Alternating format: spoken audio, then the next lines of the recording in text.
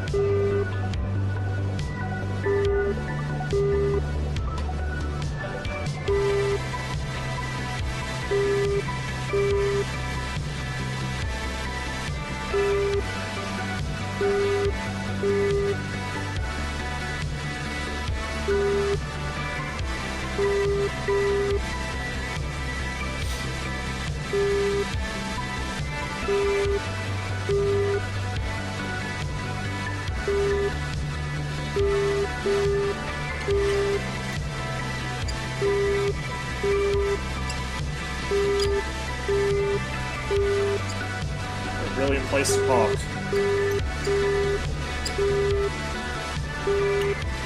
108. Взлет запрещаю. 108. Латиния. Взлет по готовности. Отход по схеме на 300. Подавление 712,48.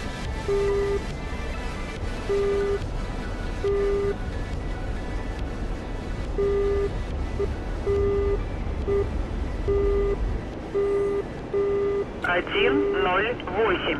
Латиния. Взлет по готовности. Отход по схеме на 300. Подавление 712,48.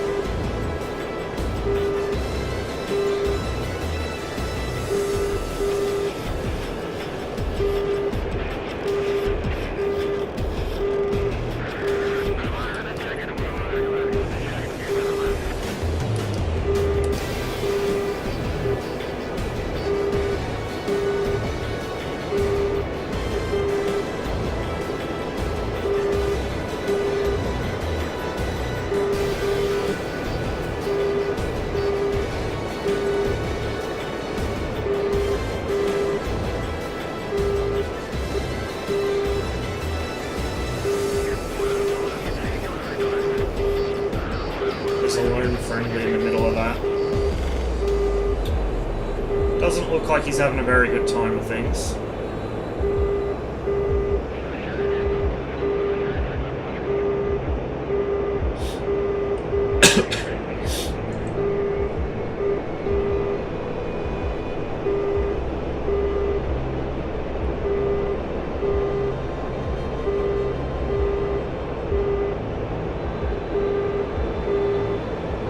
Wow, salt in chat.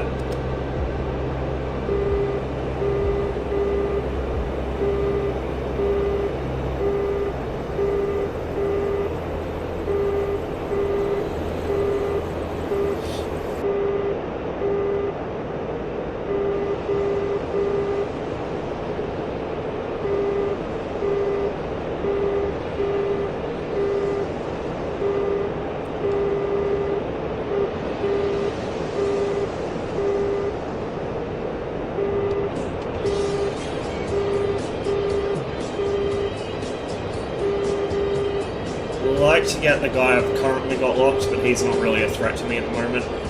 What is a threat to me is the one that's coming towards me. He's got support as well.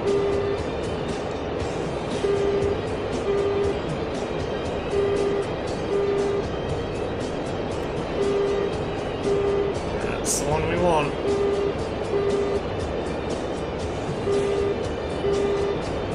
Get low. Get some speed on.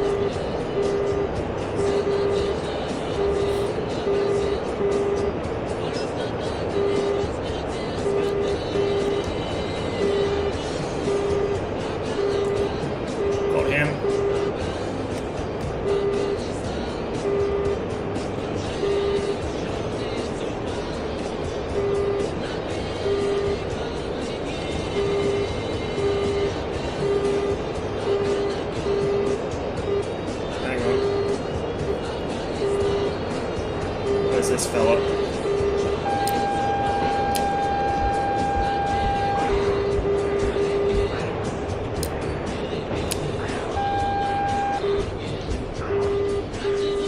Yeah, we got him too.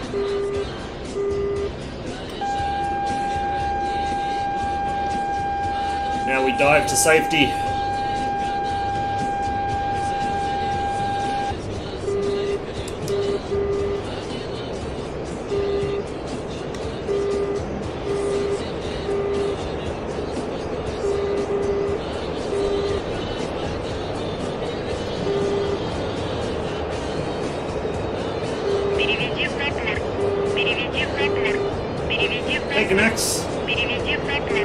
Don't know if you arrived in time to see that, but I just popped two guys right off the bat. I'm pretty happy with that. They both seemed unaware of my presence, which is bizarre. How goes the MiGing? I am not MiGing, I am Sukhoiing. I might jump on the 29 later, but for now I'm rolling the FG-27.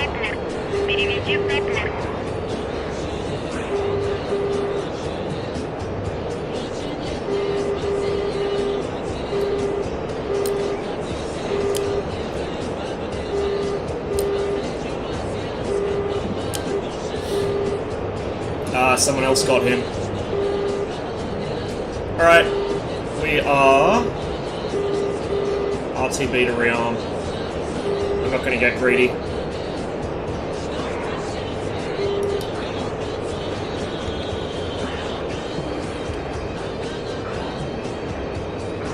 Same difference? Not at all. Not at all. They really do behave quite differently. This is a much larger, heavier aircraft, and you can feel it. More missiles, more situational awareness thanks to the data link.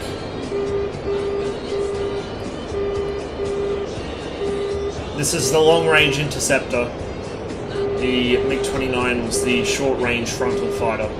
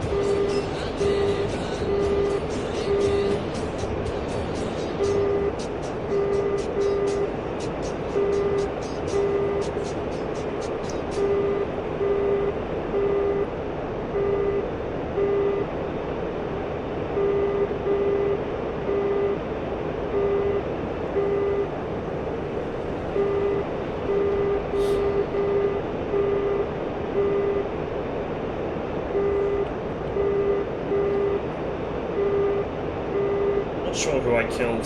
Let's put this thing in recovery mode and we'll see if we can find out.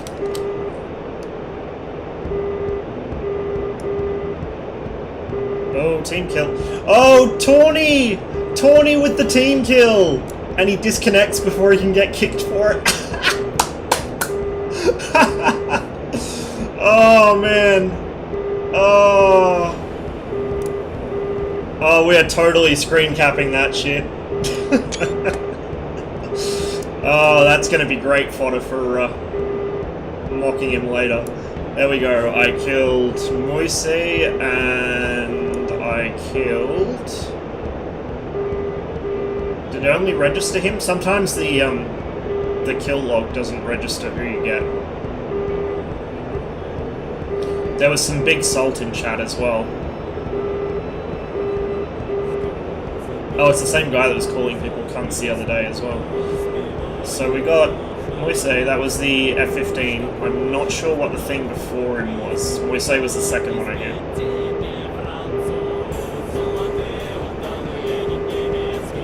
But yeah, pretty successful.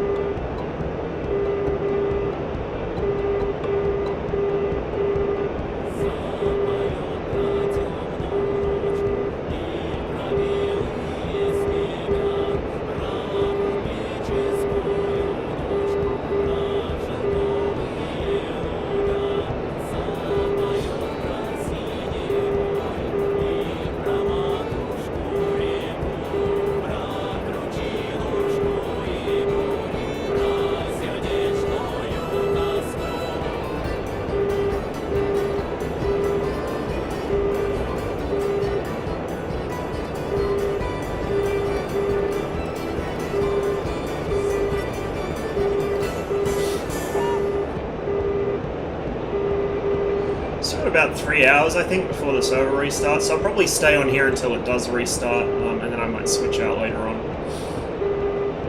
I might do a long-ish stream today. I've got that job interview in about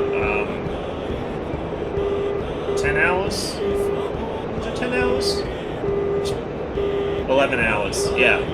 11 hours from now. So I've got to stay awake. My sleep cycle is so fucked up right now.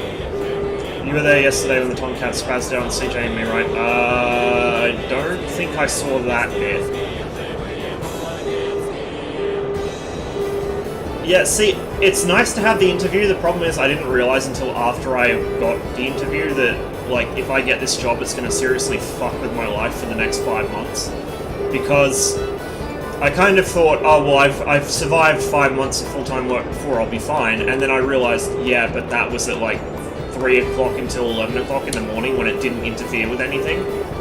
And now I've got so much stuff I do through the day, it's gonna kind of mess me up, so I don't know if I'm really that excited about it. I don't know if I'm even gonna get it, to be honest, but put it this way, I won't be heartbroken if I miss out on this one, but it'll be nice to at least have my foot in the door for if another position comes up that's part-time or casual.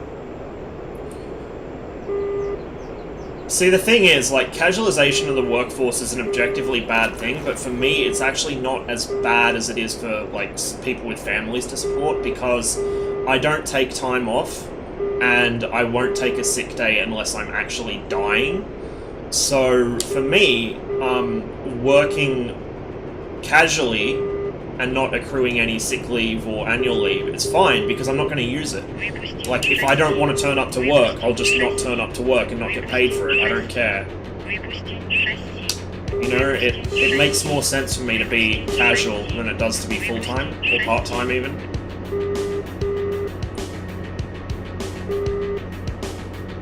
What a shitty approach.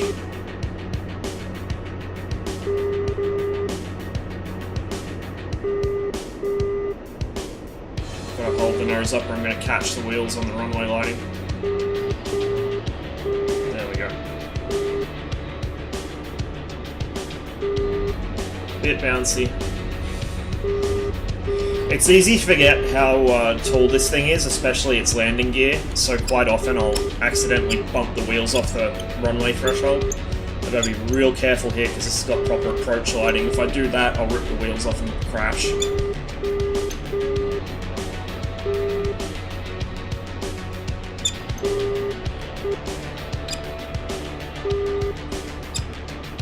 Один, 0, 8.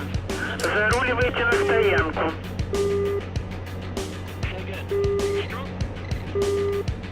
Is anyone coming down there? No, it looks safe. But yeah, I guess I'll see how I go. Then I got an appointment in the afternoon after it, so I've got to somehow keep myself awake for that as well. God knows how that's going to work.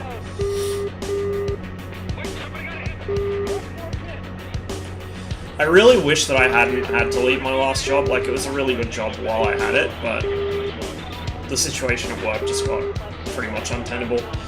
Because of one specific person, well, two specific people. One that was the cause of the problem and another that wouldn't do anything about the cause of the problem, so it only takes one shit person to ruin a good job for everyone else.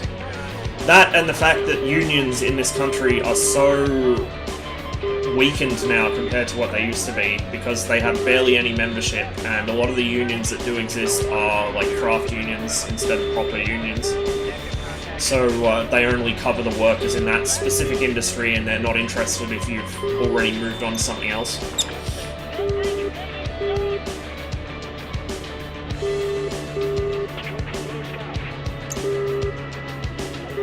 Still better than nothing, but man, makes you fucking miss the days when workers actually had some kind of fucking recourse against their employer. I need shot down, don't I?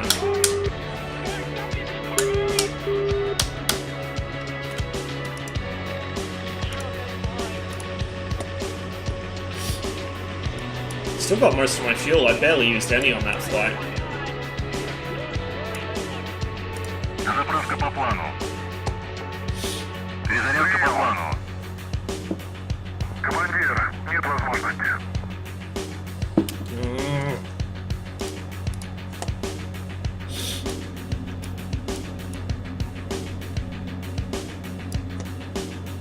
Заправка по плану. Перезарядка по плану. Прием.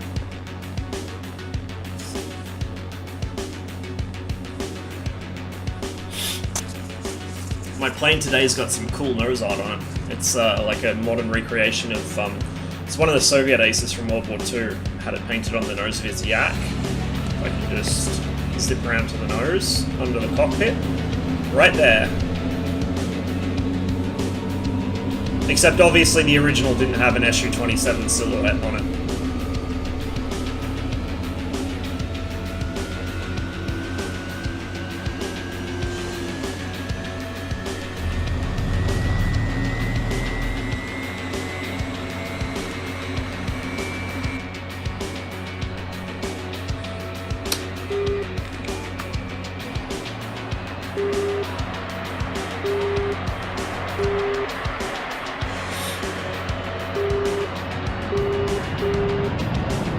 Oh, that sound.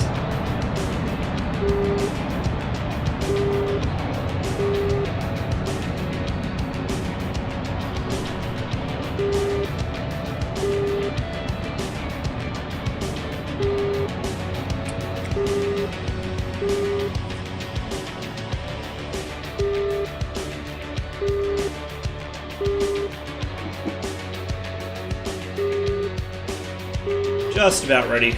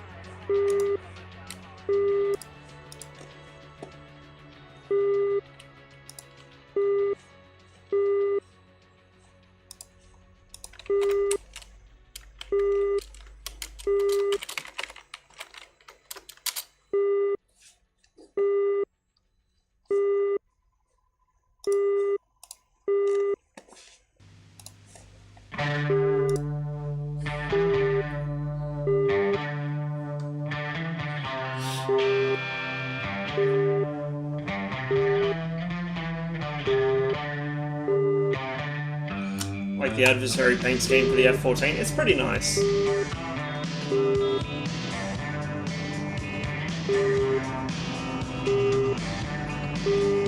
I do like how they blacked out the trailing edges of the elevons to try and make it look more like an SU-27 in silhouette. That's a pretty good idea.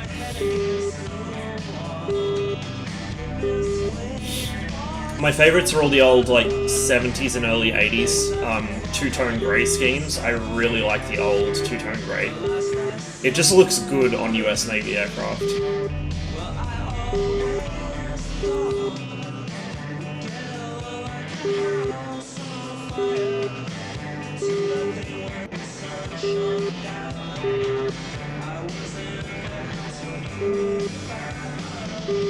«108. Латиния. Разрешаю руление на полосу 3-1».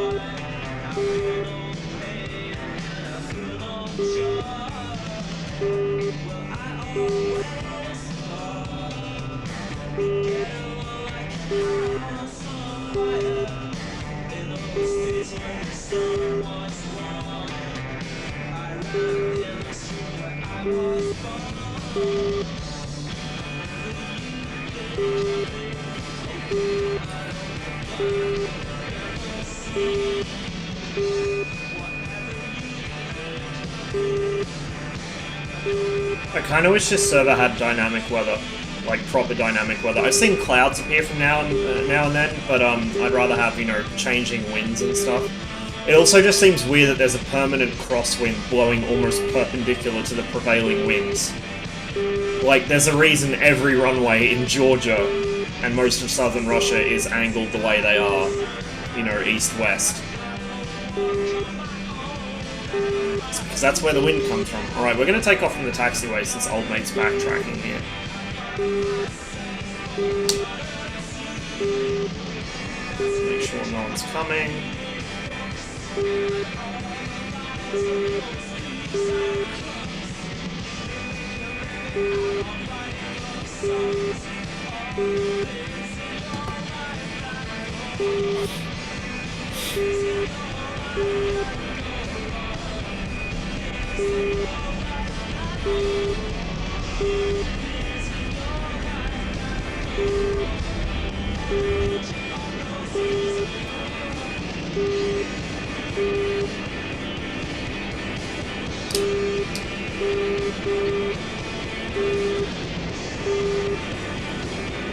Yeah, exactly. I mean, that's the whole point, right?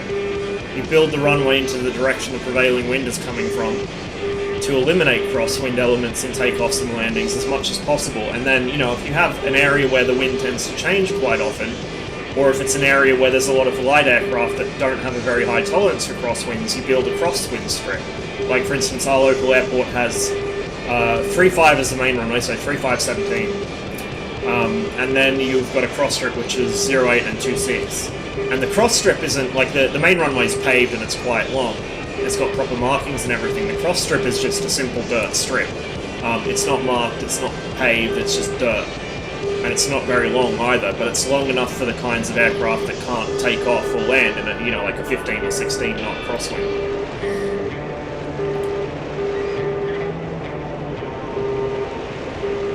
And then during special events like the Bathurst 1000, they just use it as extra parking for executive aircraft and stuff like that.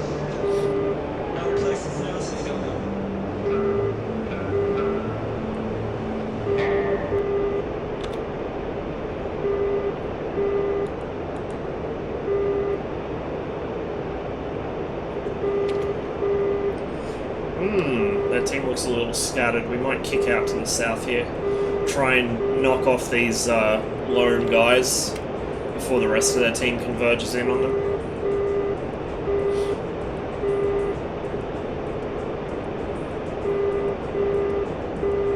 I wish I had some kind of sound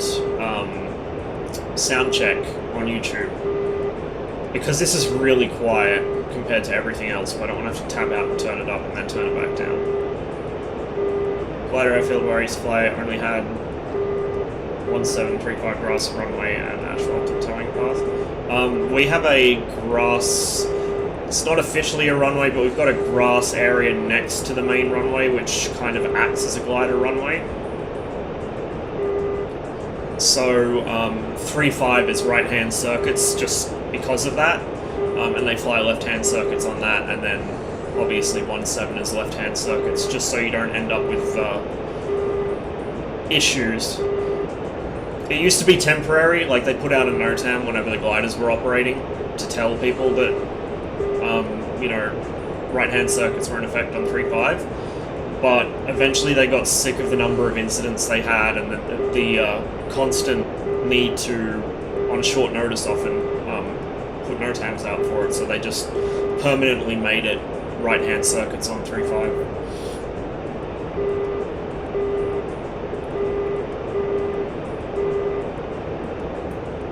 Planes try and land in the towing patch, it's maybe 3 meters wide. What, like my MiG-21 landing the other day on Nevada? That was fucking terrifying. I thought, why is my approach so unsteady? This is weird. And then I realized my approach was just fine. It's just that the runway was like so fucking narrow, it made every little twitch and movement of the plane look completely out of proportion.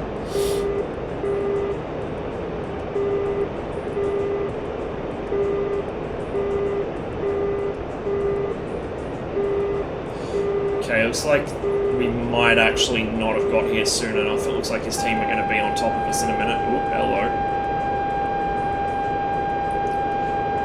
It's interesting he's locking me and not the guy directly in front of him that's about to try and kill him.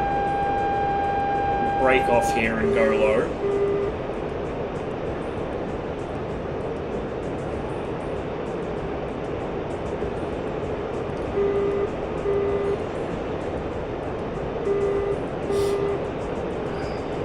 I don't think I'm going to pre-order the F-16, but when it does come out, as long as it's not, you know, hideously broken or anything, I probably will get it. And when I do get it, I'm going to be playing the Falcon 4 soundtrack on repeat. Just the whole time. The whole time. I love that game so much. Falcon 4 was a significant chunk of my childhood.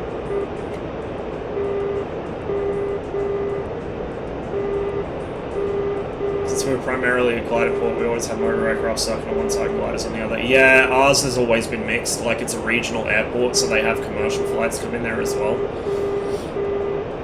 So we bend the rules a bit as well. You know, officially whoever's in the pattern first gets to land first, but because the airline has a schedule to keep and we get along really well with them, often we will just extend our downwind out to let them come in. And it's good. It's a nice arrangement. It means everyone gets along well, and if we need help with something, they'll help us out.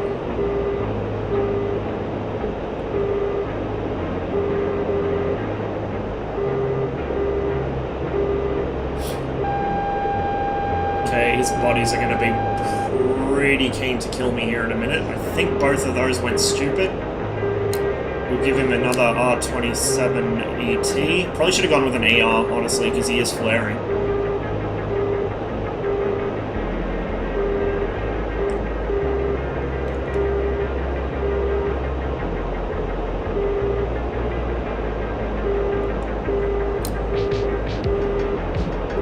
I'm using so many missiles on one guy here. And he is running for dear life, so we're just going to go into burner and try and catch him up.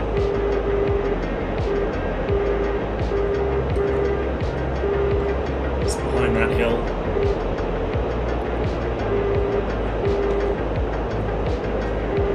I think. Pretty sure I didn't get him. He's just dipped behind terrain. Yeah, there we go.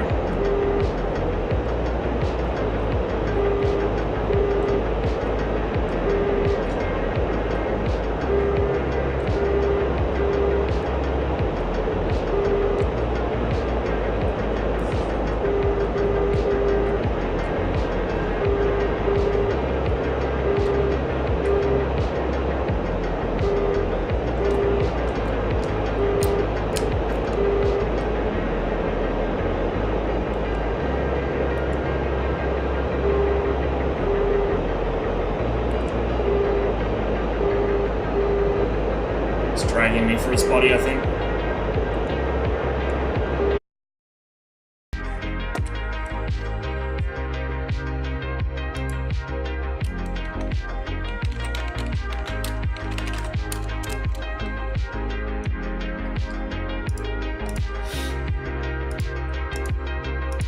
Yeah, so once again, my internet had just the tiniest hiccup. It didn't drop connection at all on anything else other than OBS and DCS. It's because I'm streaming, I think. So yeah, I was perfectly lined up for another shot on that guy. I was just about to fire another 27 ER to try and force him to either turn or just kill him, and my connection dropped. So now I've got to get back into the server, which might take up to 10 minutes.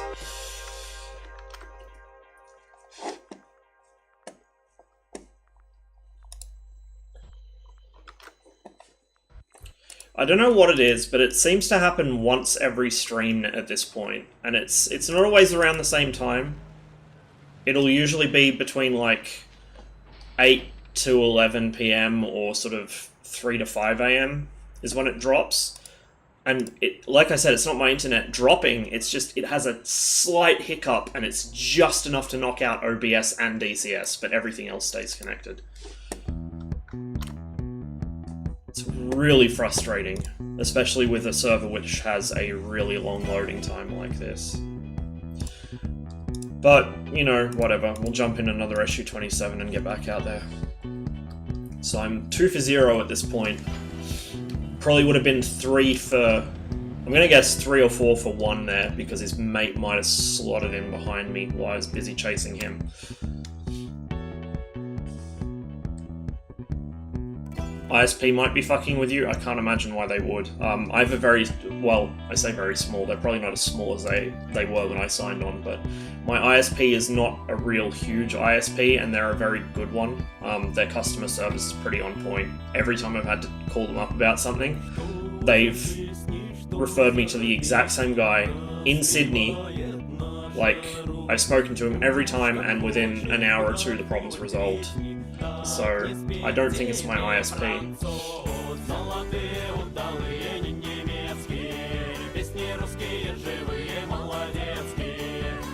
More likely, I probably just need to consider, well, see, I don't want to drop my bitrate or anything, but I might need to. I think that might be it. It might be just the tiniest bit too high, so it might, like, if it peaks at a certain point, it might knock out DCS. I don't know.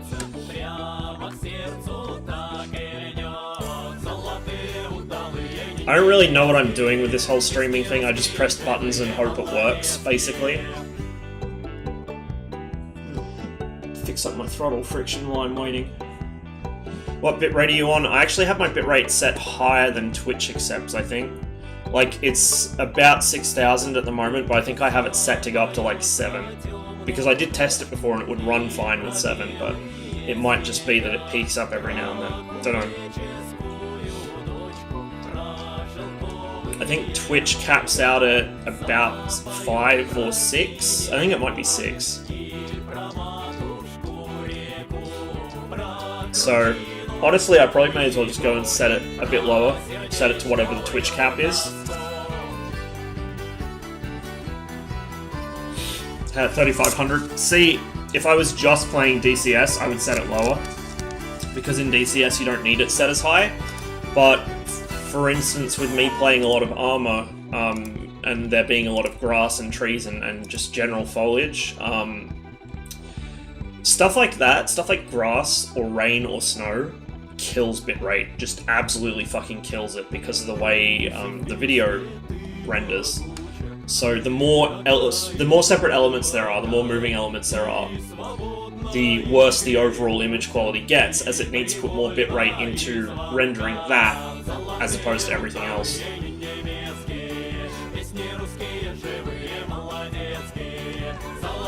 Like, if I was really serious about image quality, or, about the quality of the stream image-wise, I would just turn grass off in as many games as possible, but then the game looks like shit, and I don't like that. So, I'm more likely to go the opposite way and turn it up as high as my PC can handle. Immersions.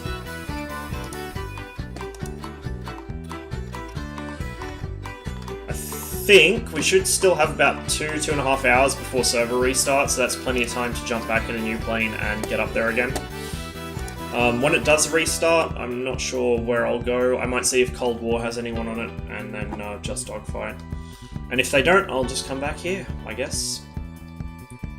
I was thinking of playing some FSX as well, like flying the Vulcan around, but I just realised I have to redo all my controls for that, because the last time I played FSX was with my X52.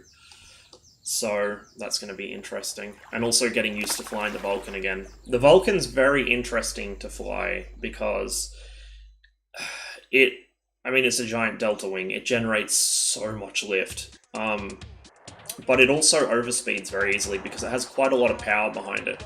So if you're at low altitude in the Vulcan, you really don't want to be going anywhere near full throttle, except in short bursts. In fact, quite often I find myself flying near flight idle because it's so quick at low altitude. I think it's about 350 knots is its speed limit. And then, of course, once you get high, you can start putting the power on. You can get the thing pretty close to transonic. But yeah, at low altitude, you just use bursts of power for things like climbs and turns and stuff. You also have horrendously bad visibility, which is kind of understandable for a nuclear bomber, because the less windows that a flash can blind you through, the better. It's a beautiful plane, though. And it handles incredibly well for something of that size. I mean, it's a massive triangle with massive control surfaces, so you don't have the response time of a fighter, but you have the behavior of one. It might not do a snap roll as quick as a fighter will do it, but you can put the thing into... You can barrel roll a Vulcan. Like, seriously. It's pretty agile.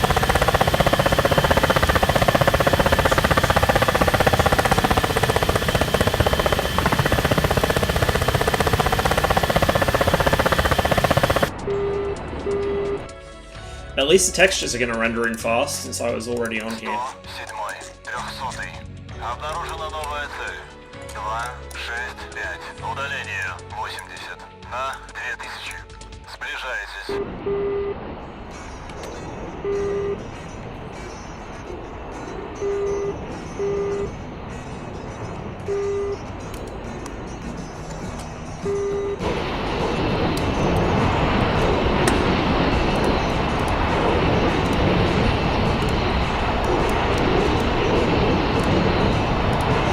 Перезарядка по плану. Прием.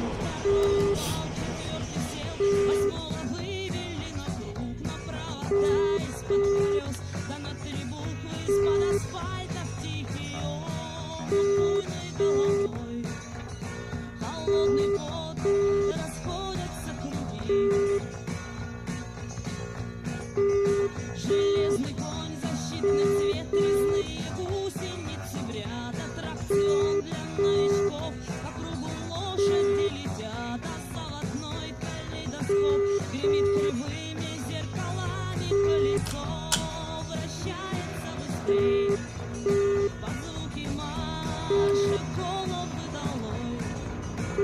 Didn't keep my score, unfortunately. Oh, Tawny's back on. He's gone red now. Well then. We'll have to make sure he doesn't team kill us.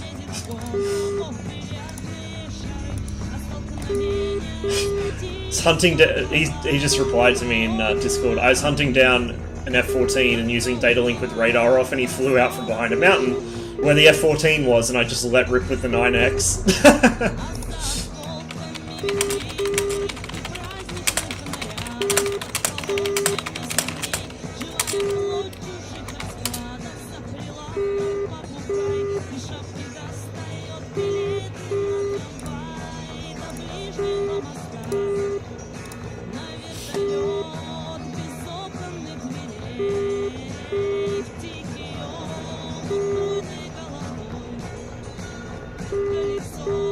Один, 07. Латиния. Разрешаю руление на полосу 3, 1.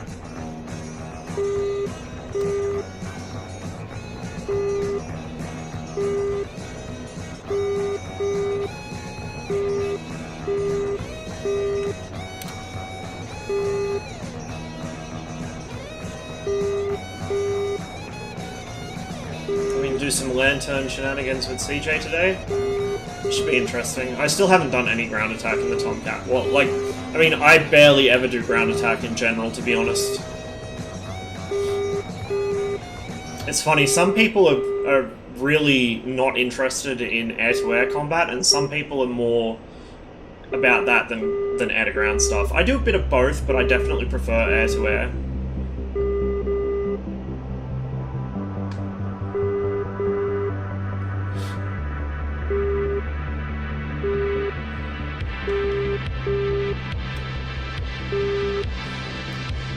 I see we're repeating songs again, YouTube. I'll let this one slip because I really like this song. But, yeah, back to the old repeating playlist we go.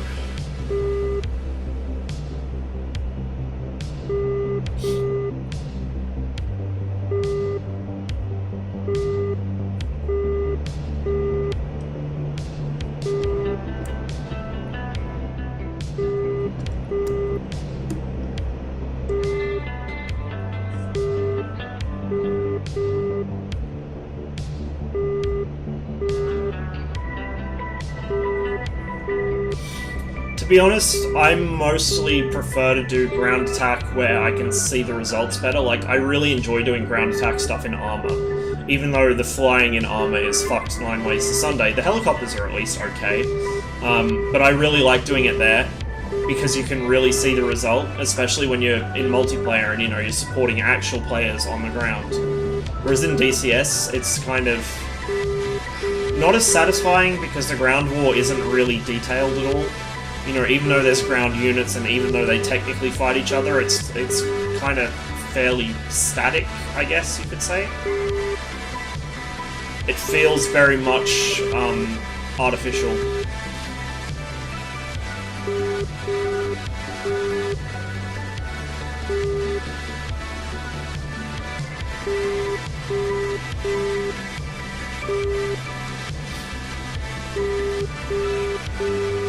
Now, if they were able to expand on Combined Arms a bit and improve it instead of, you know, at the moment it's kind of rudimentary.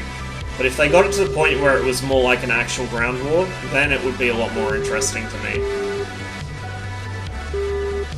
But then as well, you're expecting something that even War Thunder hasn't fully realized yet, and Armored does with very simplified flight models. And expecting that kind of stuff out of DCS, which is just lock-on but with prettier graphics, is probably not a great idea.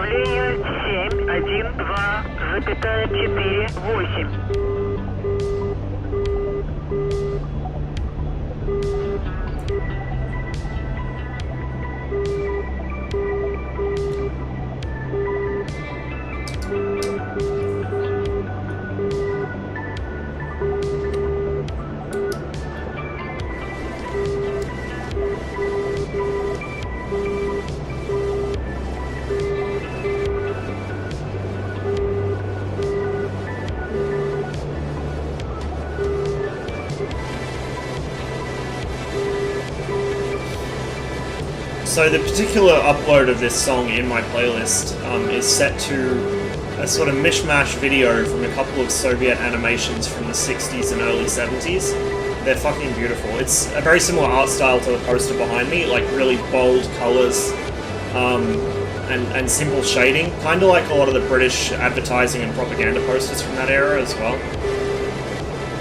And I really love it. It's beautiful.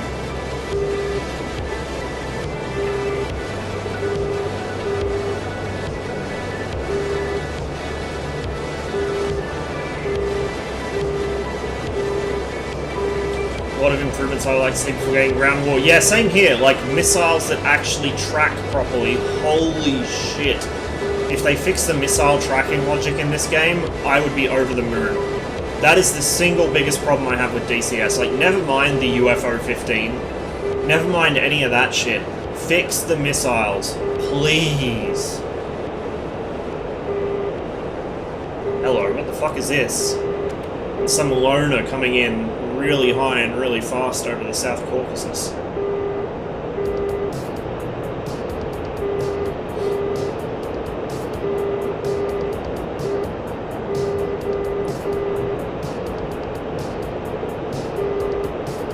Two of them, actually. Holy shit.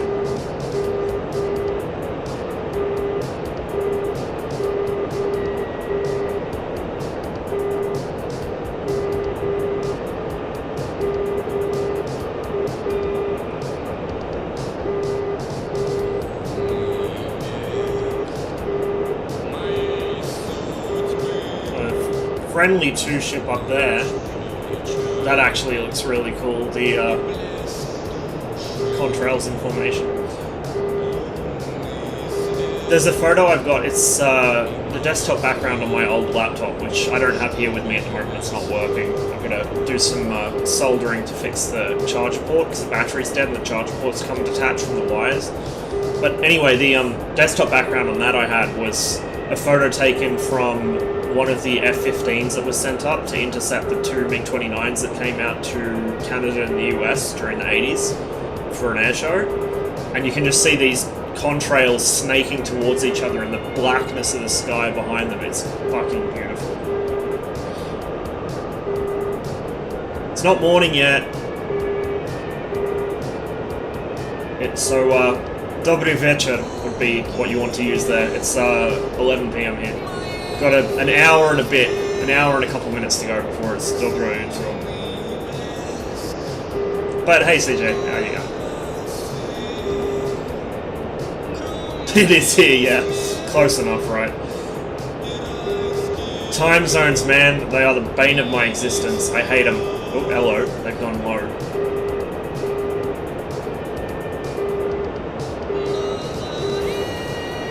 Now, they probably know I'm here if they have SA. Oh, they're jamming too. Intriguing.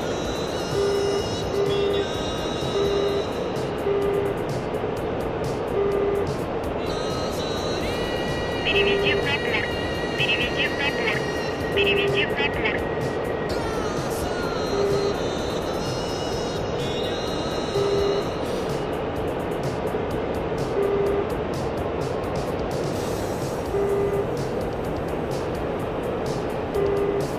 Переведи в партнер. Переведи в партнер. Переведи в партнер.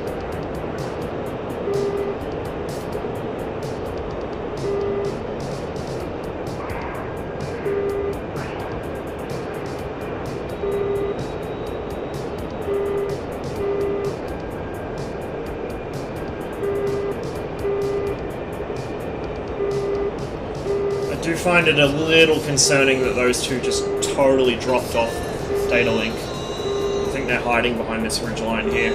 Actually, maybe the one behind it.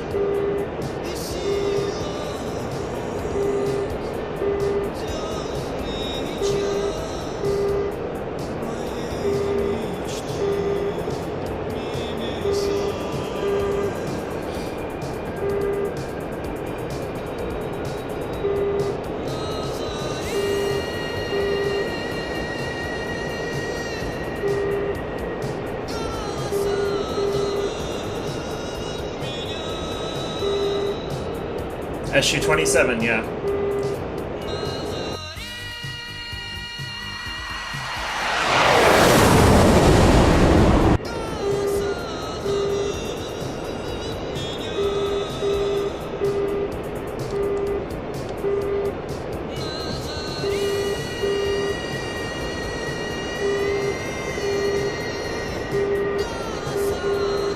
Are these guys both jamming, or is it just the one?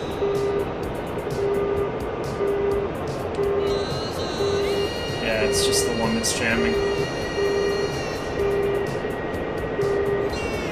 And they do know I'm here, unfortunately. So I'm gonna have a lot of AMRAMs to dodge here in a minute. I do have some support off my right side though.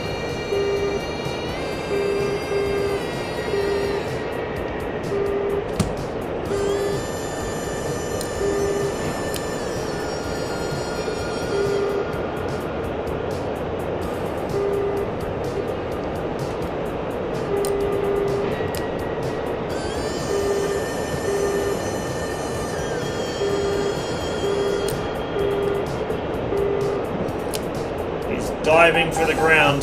Oh, yep, there's the AMRAM.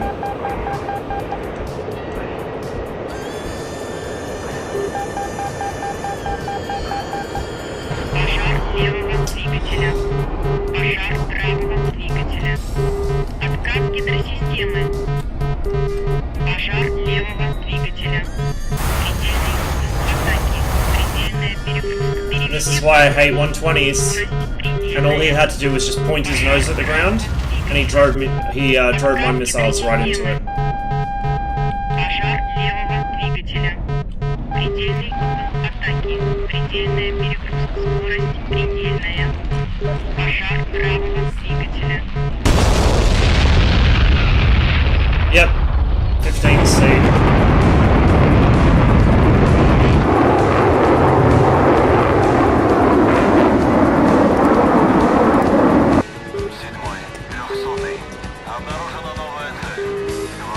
And because I was so low to the ground there, it was easy for him to get away from my missile because all he had to do was point his nose at the ground. And it just flew itself straight into the dirt.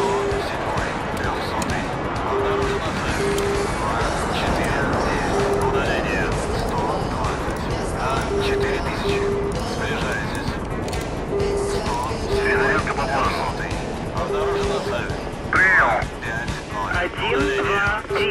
Латине. Разрешаю руление на полосу 3, 1.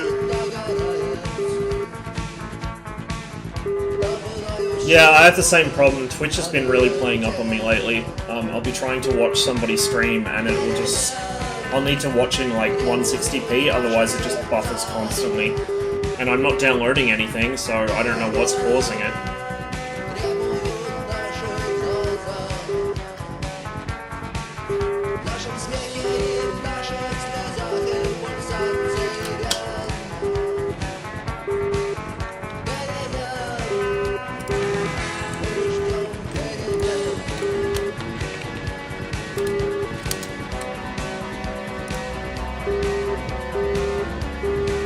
Monge, behave yourself. Электрический свет продолжает вождение. Коробка от спичек пуста, но на кухне синим цветком горит огонь. Сигареты в руках, чай на столе. Это схема проста, и больше нет ничего. Все находится в нас.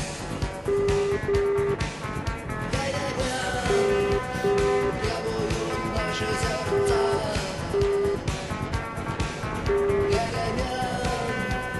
Требуют наши глаза. В нашем смехе и в наших слезах и в пульсациях.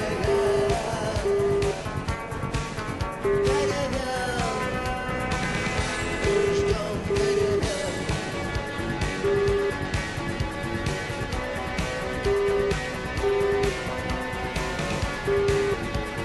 Okay, so staying close to the ground isn't really working out for me. I might try and fly a little higher.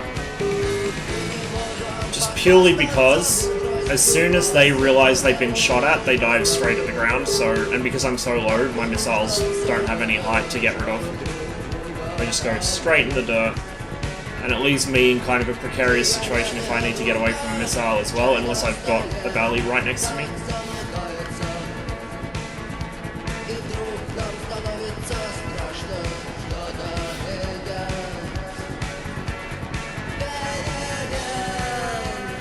Один, ноль, семь. Латиния. Разрешаю руление на полосу 3-1. Yeah, we're getting back into doing regular stuff apparently, so that should be good. I miss doing armor with the 345th. Like, we used to do 2 or 3 missions a week, and at times we had pretty good turnout. I think one of our missions we had nearly 50 people turn out for, which was a hell of a thing to see. So it'll be nice to get back into the swing of that. The only problem is I'll need to wake up at 4 AM. It was versus AI. So we have occasionally done PvP stuff, but it usually doesn't end very well because Armor's netcode isn't the best, and a lot of us have high pings because the server's in Europe. And as well as that, because it is, it does get quite competitive, it can cause quite a bit of salt. Yeah, we used to, Monge, like a long time ago. You've only played with us like 2 or 3 times, so you wouldn't know anyway.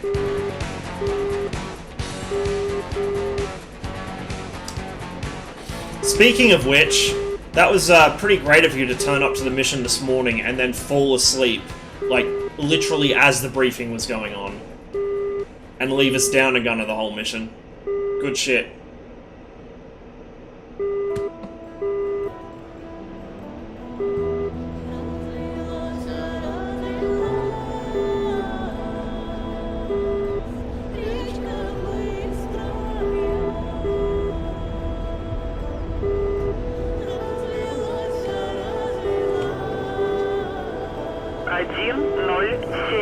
Взлет запрещаю. 107. Латиния. Взлет по готовности. Отход по схеме на 300. Подавление 712,48.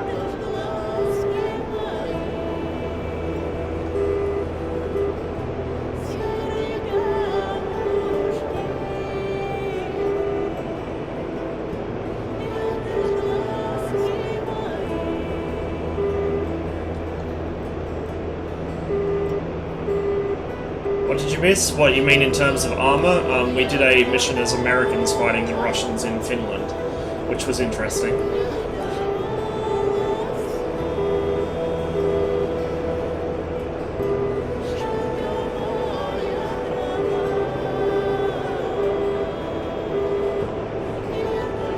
Oh, he didn't even make it into the Humvees. That was Ximp that got disconnected and just gave up. Monge didn't even get into the Humvees. He was literally AFK from the start. Oh, on stream and chat, nothing. I was just starting up the aircraft. We were talking about the armor mission that 345th did this morning.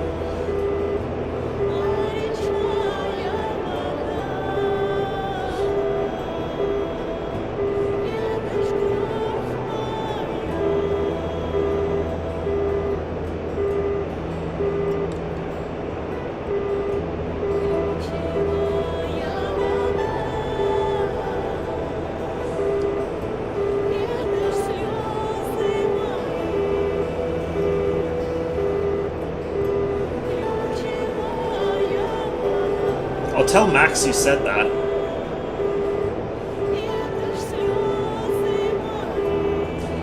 Okay, so the way you read the data link, if I can have my pointer here, the length of the stick is the airspeed, the width of the wings is the altitude, so he's really high up, and these guys are really low, and this guy's practically on the ground.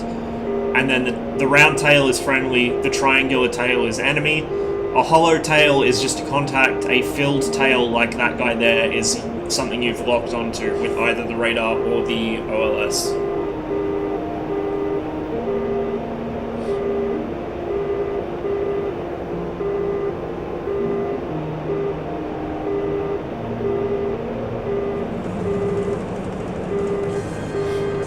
Also, with the radar on, single dashes are enemy and double dashes are friendly.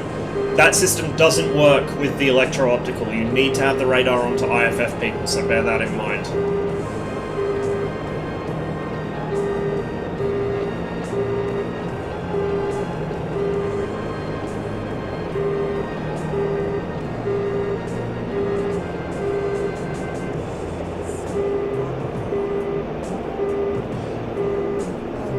Okay, those guys are gonna run for home since they probably fired off all their fucking spam rams. They do have one coming in though, so I might go for him. We got enough friendlies off to my right to deal with whatever's over there.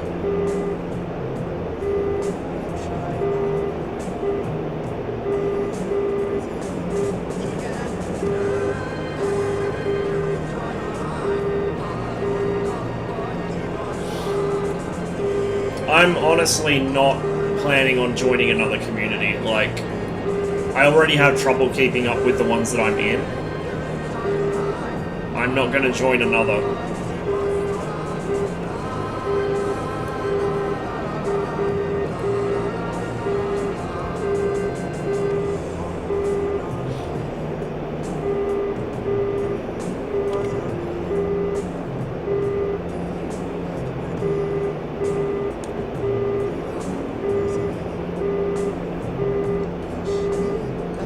Those are the guys that I was chasing before.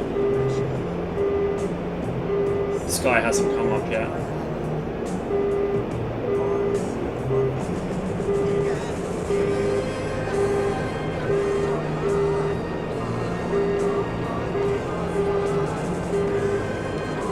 There we go.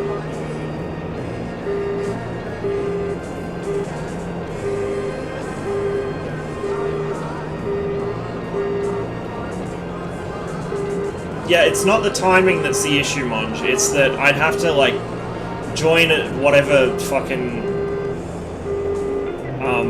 thing they use, like Discord or TeamSpeak or whatever. I'd have to get to know a whole stack of new people. I'd have to figure out how to fit into the... Like, I just know. Like, no. The reason I joined 345th is because, like, Gilson basically got me to play with Stella and Millen, and then I joined from there. Like, after hanging out with them in Discord for a while. I don't just join communities out of nowhere like that. It's not my thing. And our teammate is right on top of this guy, so I can't fucking pick him out.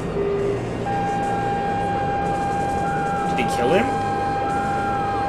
Oh, maybe he did.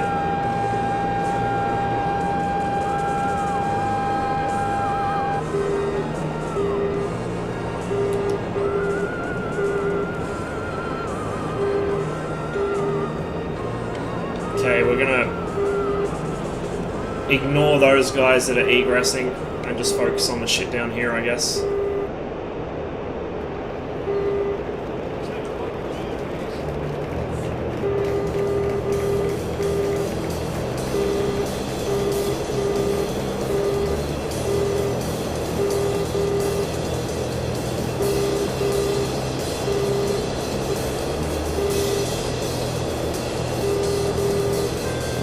Another jammer. Joy of joys.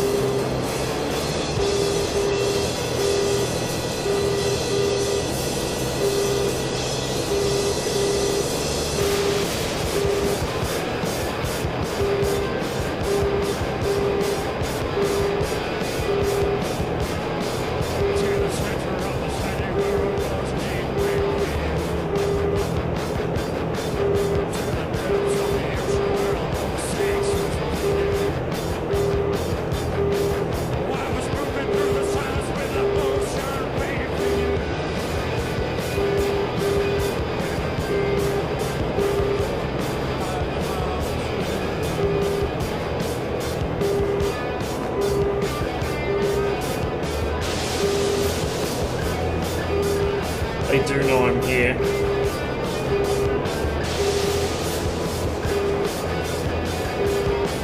Yeah, same here, Max. I usually go to sleep around 4 AM and wake up at 12.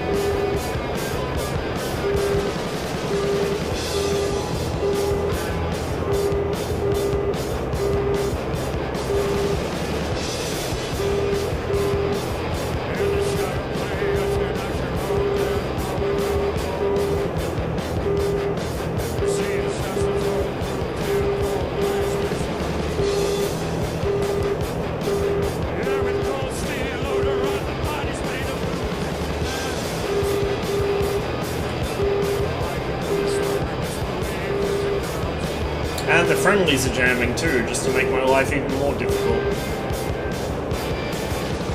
That's a clusterfuck. I'm gonna stay away from that, or I'm gonna get team killed.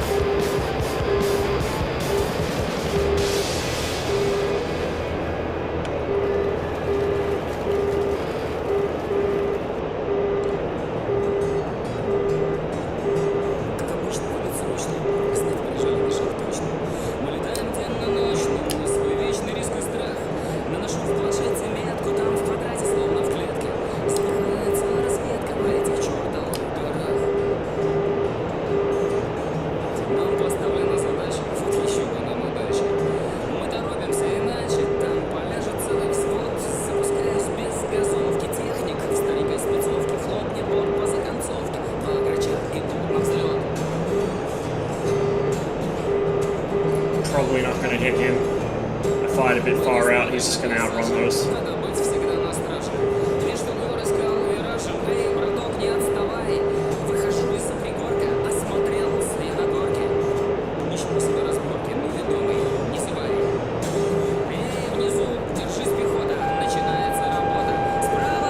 And I'm being locked from behind, probably by a friendly.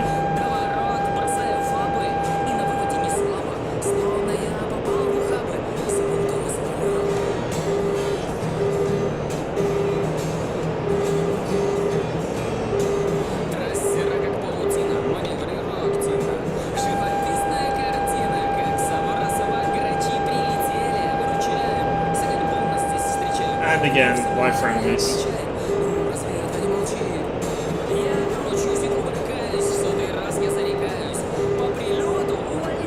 Alright, I got a couple guys coming in right, quite close to me. Oh, for fuck's sake, now I pick these guys back up.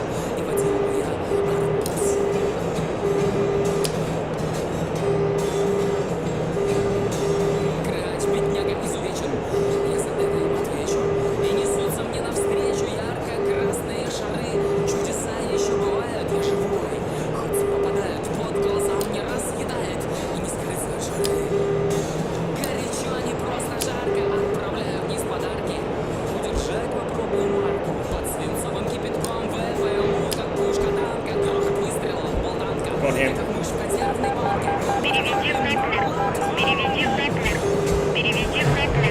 Shit. I flew into too many aircraft there. I should have just got away. БК, имитирую атаки. Выходить пора из драки, ведь почти сухие ебаки. After I had such a good start to the stream, it's just totally gone off the rails. Значит, весь я под вопросом. Самолет мы просто в хлам.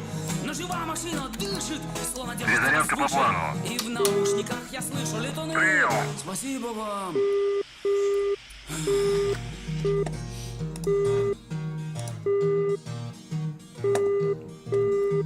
На обратном довернули. Позади снаряды пули. That's a Уравнение cute cat. довернули. Держит в воздухе грача. Борт летит на честном слове. А из носа капли крови. Знать в санчасти. На здоровье. Получу я от врача. Дальний, ближний, вот бетонка. Парашют мой хлопнет звонко. За рулю уйду в сторонку. И меня не тормошить. Где-то бой, но это где-то. А вокруг такое лес. Some absolute prime Техник squishing. даст мне сигарету. Эх, ребята. Будем жить.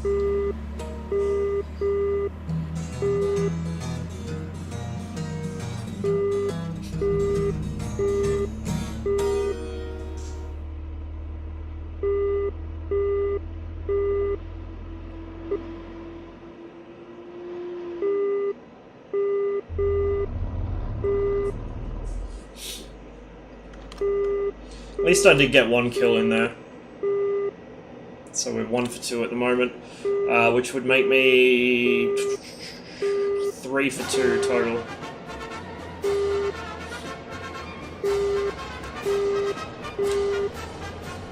Because before most of you guys turned up, I managed to get 2 kills off a single flight without dying. And then I got disconnected. 3-1.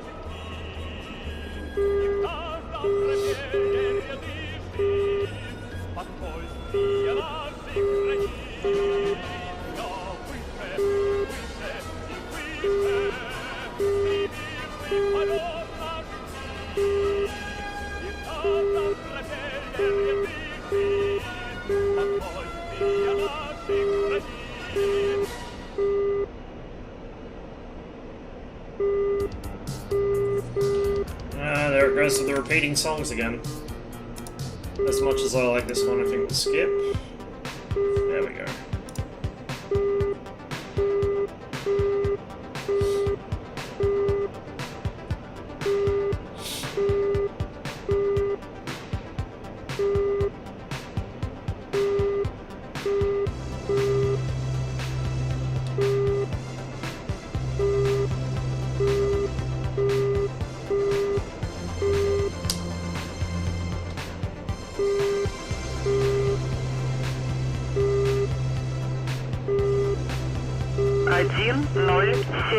Взлет запрещаю. 107. Латине. Взлет по готовности. Отход по схеме на 300. Подавление 712,48.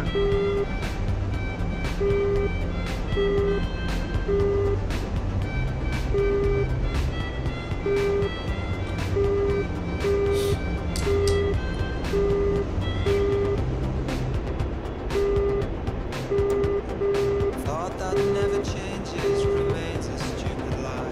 It's never been quite the same.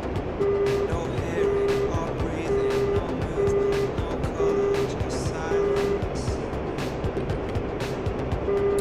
Rise and fall of shame. Search that shall remain.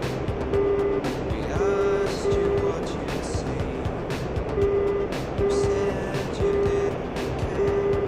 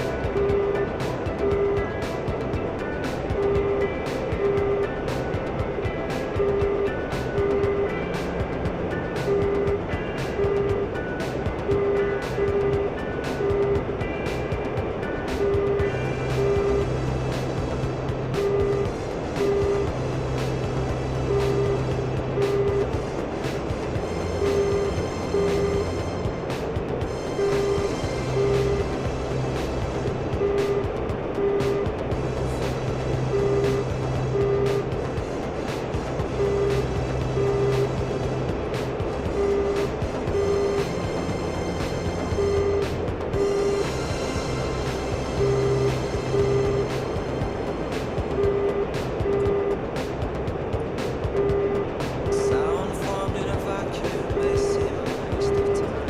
It's always been just the same. No hearing or breathing, no movement, no it's just nothing. A sign that leads the way. Path we cannot take. You've caught me at a bad time. So why don't you listen?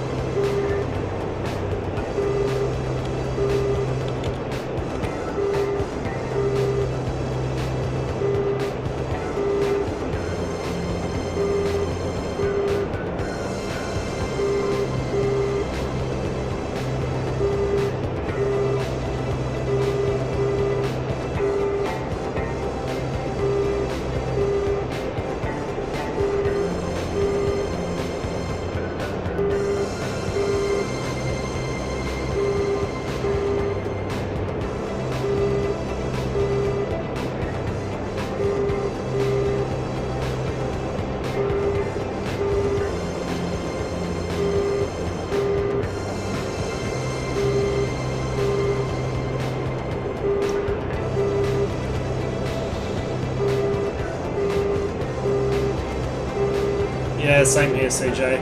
I know I should take notes of things, and sometimes I will. Like, sometimes I'll take really detailed notes, but usually I'll be like, I should probably note that down. Nah, it'll be fine. And then when I need to remember it, I can't. It's a really bad habit I need to get out of, to be honest.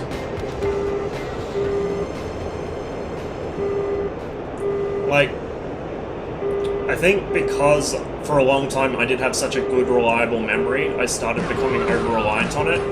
And it's still, like, I still have photographic recall of certain things, but it's starting to get a lot more selective in what it remembers now, which is kind of scary. It never used to do that. It would remember everything.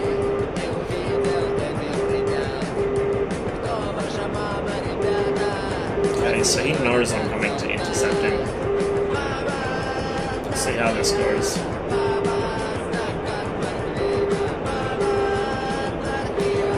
He's got a teammate barreling over to try and bail him out. I wonder if this is going to be a Harrier or an A-10 over here. He's moving pretty slow and he's very low to the ground.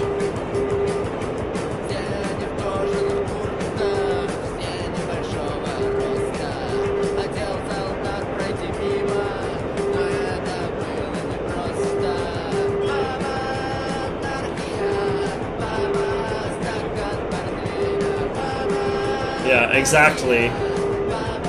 Like, even with armor stuff, I should take notes about stuff, and I took a few this morning, but they weren't very helpful, it turns out. Like, I know that a lot of the other people that have done sort of leadership stuff in 345th do it. I usually only take leadership slots if no one else will, because I prefer to be kind of like, basically the senior rifleman rather than the section leader, you know, or a team leader or whatever.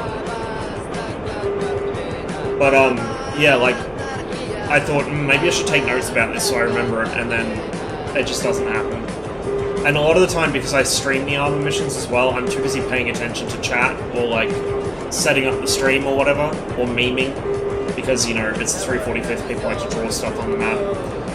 And, I'll kind of not take in really important stuff that I need to know later on in the mission. There's only a couple missions where I've been really switched on, and you can see the difference, like, between me normally and me when I actually start remembering stuff. Like, in one of the missions in particular, we were playing as Australians, and we got into a contact, and I immediately just went straight back into it. You know, as soon as we took shots, I was out of the vehicle, fucking dashed down, crawling around, looking for where the shots were coming from, and firing back where I thought they were coming from. And then I was just doing, you know, proper, like, fire and movement all the way down this valley until I get a certain amount, or a certain distance from the vehicles, and I'm like, no one else came with me, did they? I turn around and look, and they're all still up hiding behind the vehicles, like, oh, for fuck's sake. But moments like that are rare. More often I'll be blundering around like an idiot, completely forgetting how to do the most basic things, which I was trained how to do, and somehow can't remember, or just, you know, it doesn't come to mind when I need it.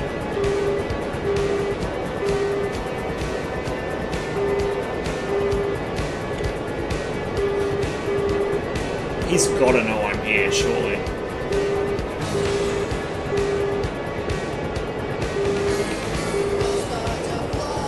We'll get some speed on.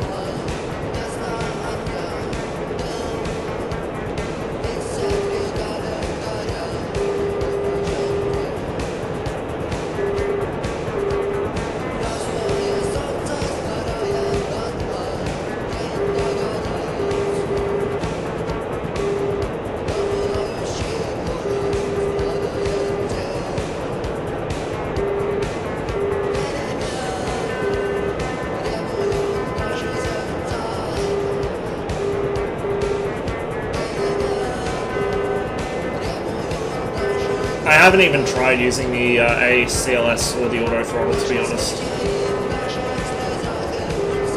I should look it up since my carrier landings are so bad. I'm sure the plane could do it better than me, but I just haven't got around to it. And I tend not to be very trusting of computerized systems like that. I'd rather fly the plane myself.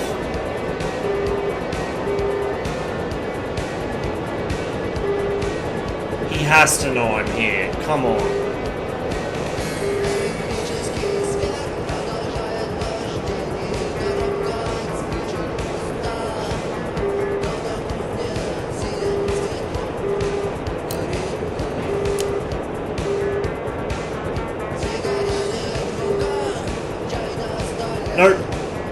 He doesn't know, chat. He lacks the critical information. That does look like an A10 from here. Maybe a Harrier. If that... Oh, yeah, no, there we go. That got him. It was a Hornet? That was a Hornet? What? Why was he doing that? Okay, well... He knows now.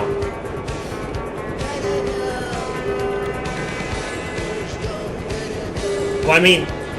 I assumed he knew I was chasing him because I should have come up on his SA page, right? But maybe he doesn't have SA set up, or he just isn't looking at it? Because I didn't have my radar on at any point there, I was just using the electro-optical. So as soon as I was off his nose, he had no way of knowing I was there, except SA.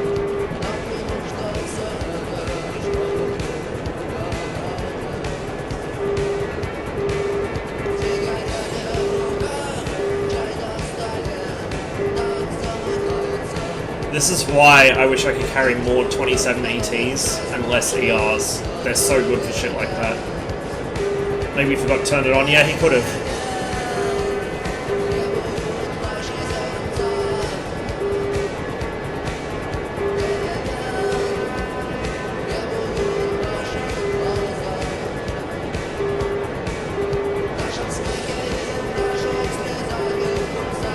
Aerial refueling, man, I cannot do it. I've tried to do it in the SU-33 a couple times, it's just so frustrating.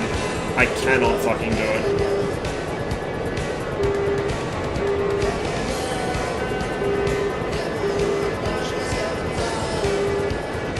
Interesting, we've got a bunch of guys over here that AWACS can't see.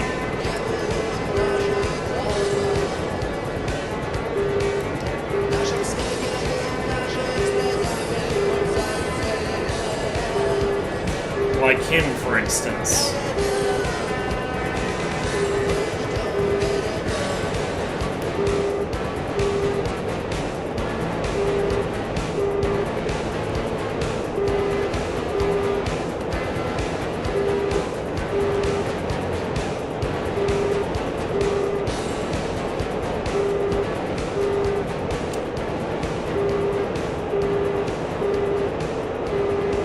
Maybe he was on autopilot and having a poo. I don't think so. He's pretty low to the ground. I wouldn't want to be on autopilot that low to the ground. Like, he seemed like he was half-assedly terrain masking. Speaking of which, that's exactly what this guy is doing. I don't know if I'm going to catch him, though. I want to run myself out of fuel.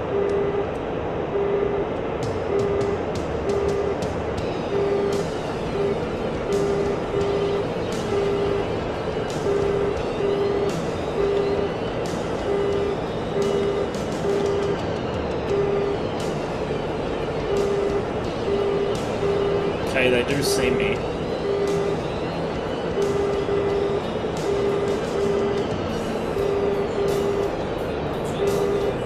Oh, I got a teammate over here I didn't even know about. Interesting.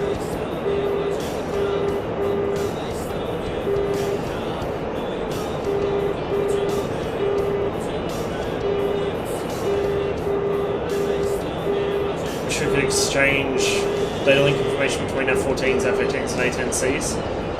Yeah, that'd be pretty nice.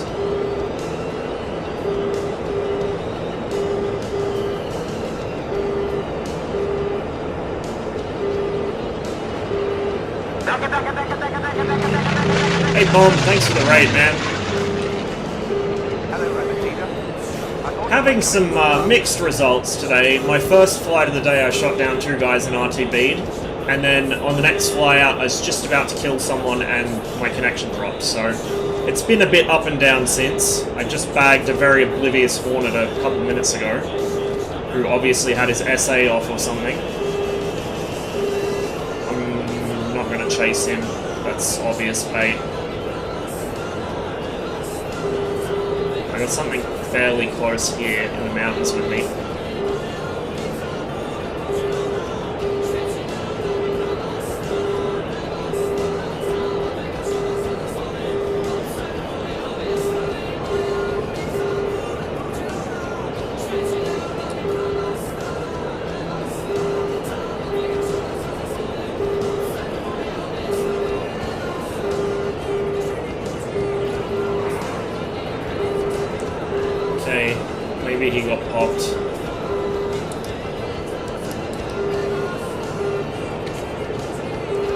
There's our friendly. I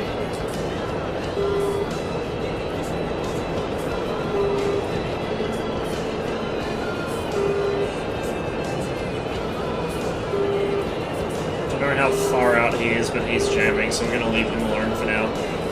Oh, for fuck's sake, they're all jamming.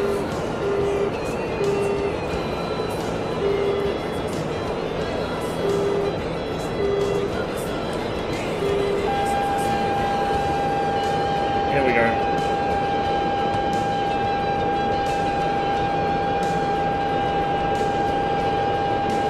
Переведи в Доплер. Переведи в Доплер.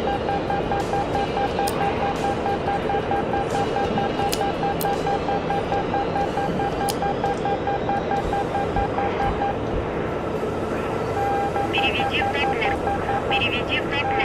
Предельный угол атаки. Переведи в Доплер. Предельный угол атаки. Предельный угол атаки. Переведи в Shit, Доплер. lost lock. Предельный угол атаки. Переведи в Доплер. Предельный угол атаки. Предельный угол атаки.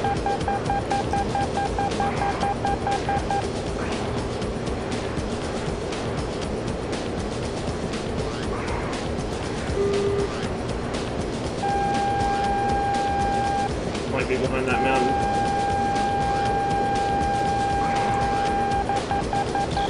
Oh, for fuck's sake! Leave me alone! Переведи в Доплер. Переведи в Доплер.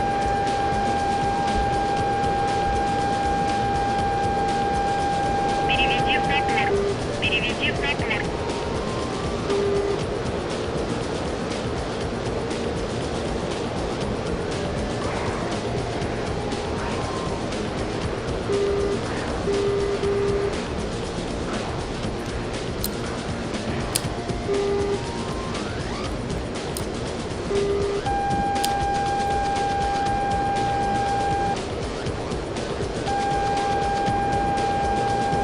Okay, got a guy turning onto me. Please splash him, please splash him. Come on, come on. Yeah! Oh, fuck. Okay, well, whatever.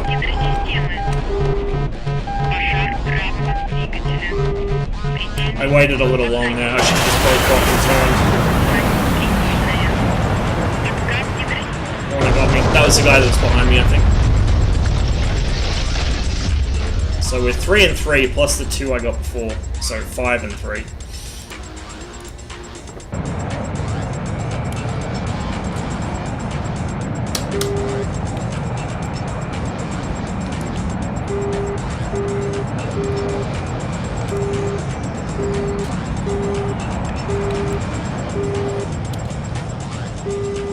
Yeah, that's how most of mine go, CJ.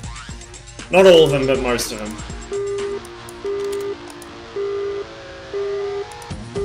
Перезарядка по плану.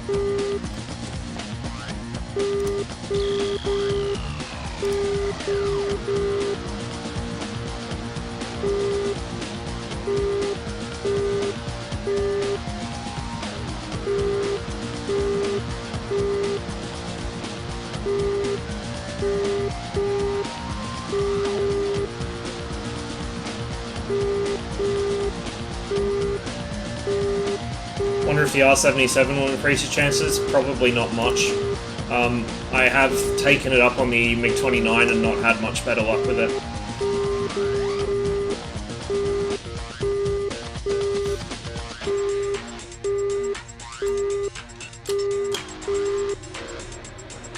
Yeah, I don't really like using active missiles. I think it... Like, my problem is I need to get better at using missiles in general, and I don't want to get too over-reliant on active missiles, because that will develop a lot of very bad habits, which I can see other people forming. Like, for instance, a lot of the people that I see in this server, if you take them out of this environment and put them somewhere where they're using the older missiles, they're hopeless, because they don't know what to do. Have you tried the J11? No, I don't fly it. I fly the Su-27, the Su-33. Like, the only point in flying the J11 over the Su-27 is to fire R-77s, and if I really want to fire R-77s, I just fly the MiG-29S.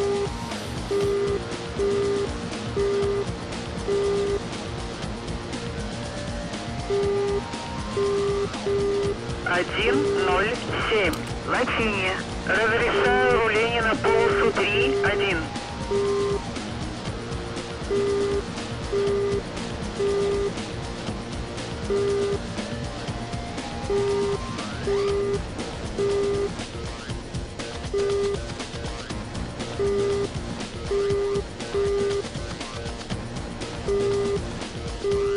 Yeah, well, actually, no. I think it only gets 4 R77s, doesn't it? Which is the same as the MiG-29 can carry. Actually, I think the MiG-29 can technically carry 6, but that's not a very good idea. It can carry, you know, 4 R77s and then a bunch of 27s and 73s, but yeah. Like, I'd really just rather not get too accustomed to having active missiles because it develops a kind of reliance on it. And you see that a lot on this server, like a lot of guys, as soon as they fired their last AIM 120 or their last R77, they'll just freak out and run.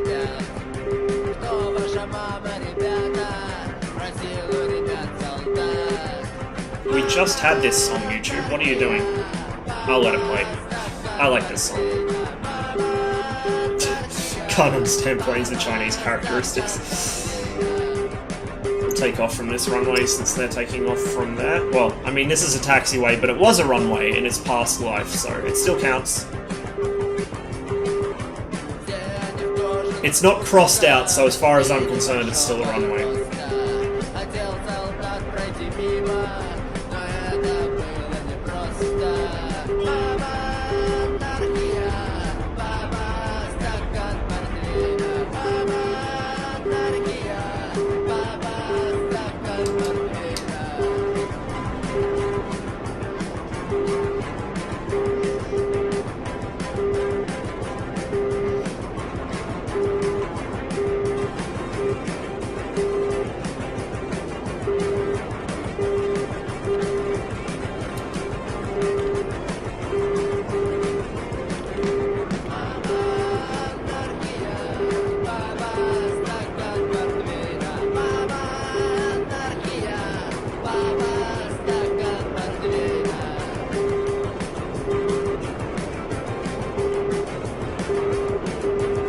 Really weird, Jeff, because the Sparrow is really fucked up at the moment. The only aircraft it seems to work kind of sort of properly from is the Tomcat. The others you have to be in flood mode to actually get it to track, which is really weird. It basically turns it into a kind of giant beam rider almost.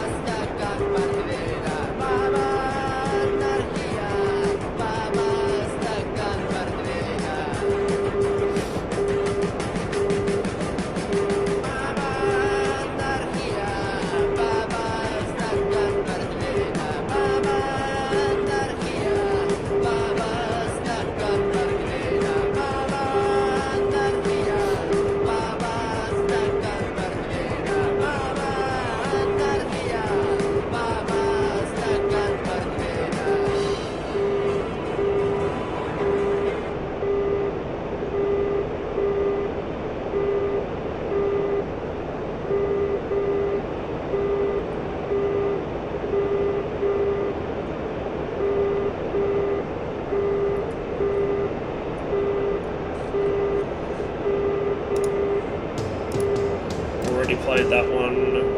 There we go.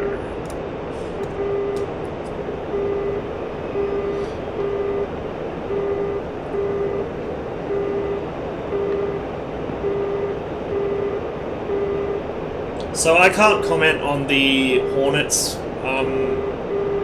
ability to guide Sparrows because I don't have the Hornet.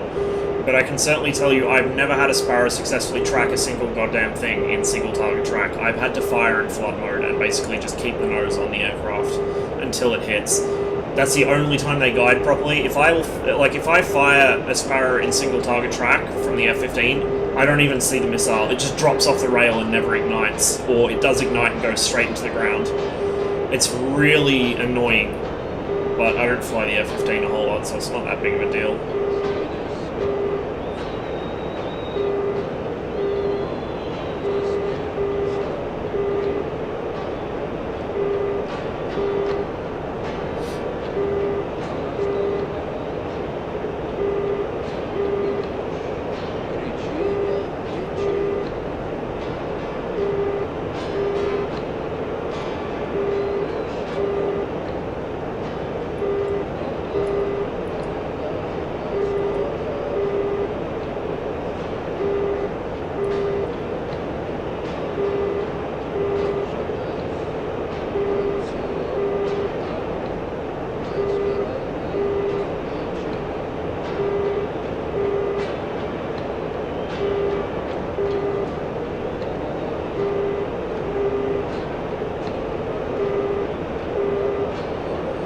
Got a friendly up ahead being chased by 2 enemies. We'll see if we can bail him out. Gotta get a bit closer though.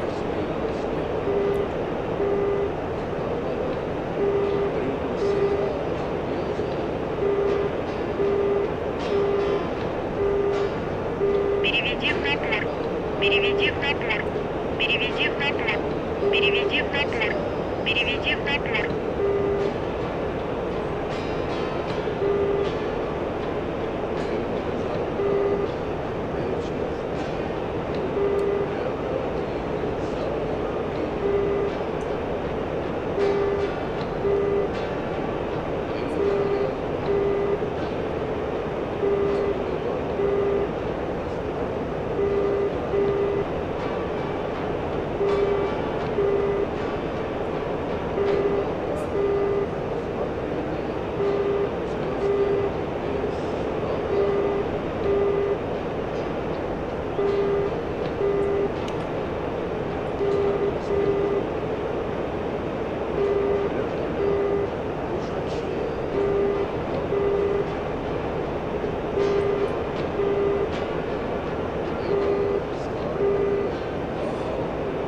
Yeah, Max, it works too well, to be honest.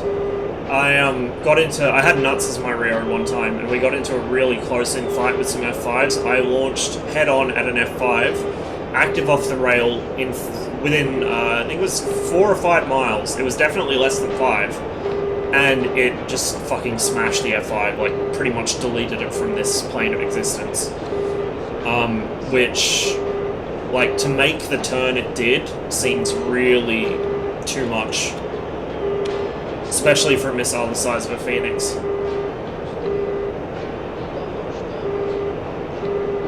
Okay, I don't know where those 2 guys went, which is a bit concerning.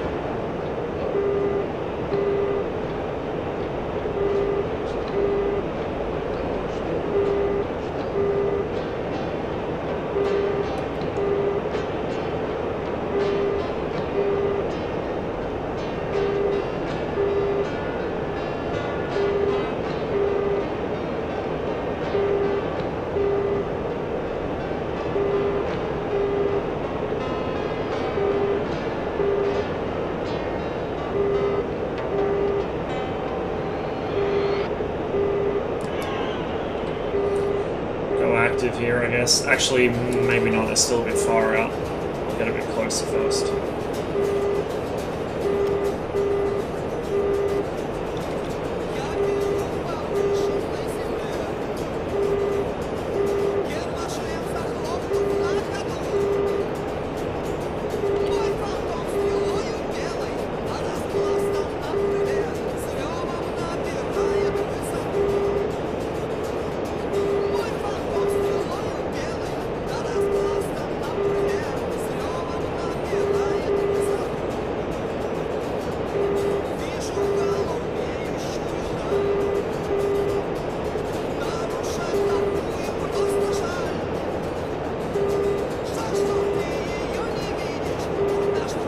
It's not the one I wanted to lock.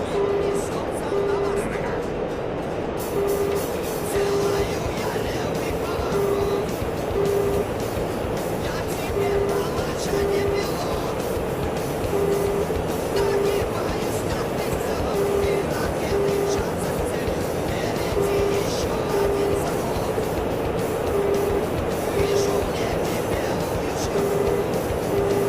Переведи в Хатлер. Переведи в Хатлер. Переведи в Хатлер. Holy shit. Переведи в Хатлер. Переведи в Хатлер. It is all kicking off up there. I can't even tell when I got locked. He's dead. What are you? That looks like enemy to me. That is enemy.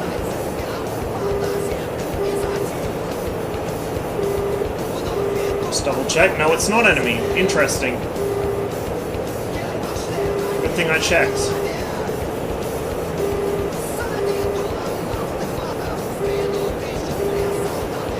Come back out of burner.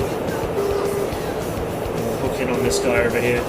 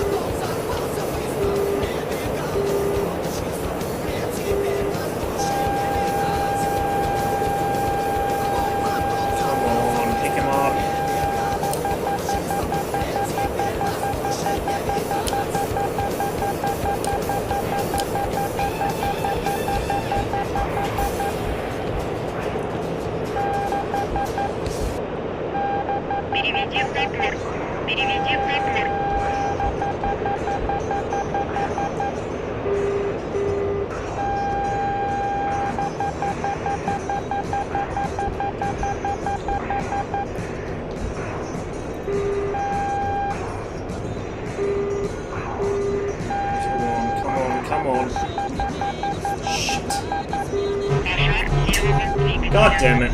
Пожар красного двигателя. Откат гидросистемы. Пожар. Aim on 20. How did I guess? Can't get away from them. The only time I've ever successfully avoided getting hit by an aim on 20 is when I had a valley right next to me and I just dived into the valley and forced into a mountain. That's the only time I've ever got away from a 120. Like, ever, at all.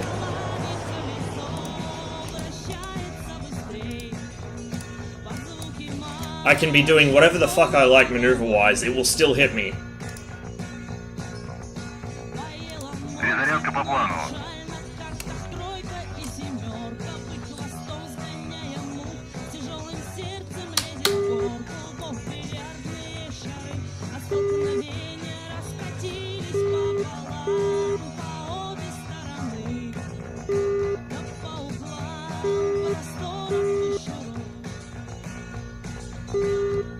That's what I was trying to do. I was trying to get around them, but of course by the time I get there they've realised I'm there, and they just turn nose onto me and suddenly there's 120s flying everywhere.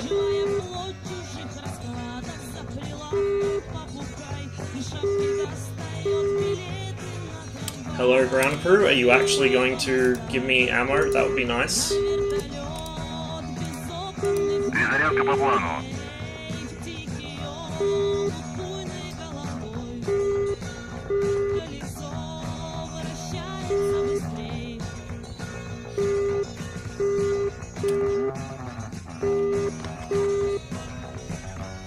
F15 only stream? Not today. I might do one at some point, but not today.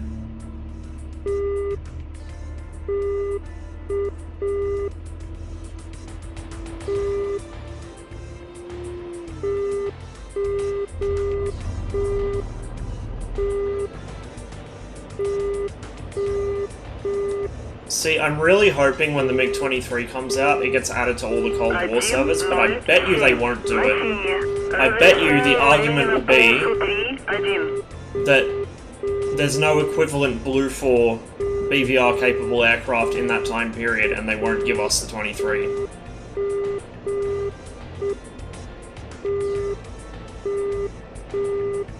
Yeah, 14, exactly, but the 14 is A, broken, and B, so much more capable than anything else. Like, I don't know. I mean, we don't even have the MiG-29 with basic bitch, like, old-school R-27Rs. Not even the ERs and ETs, but the old missiles. We don't even have that.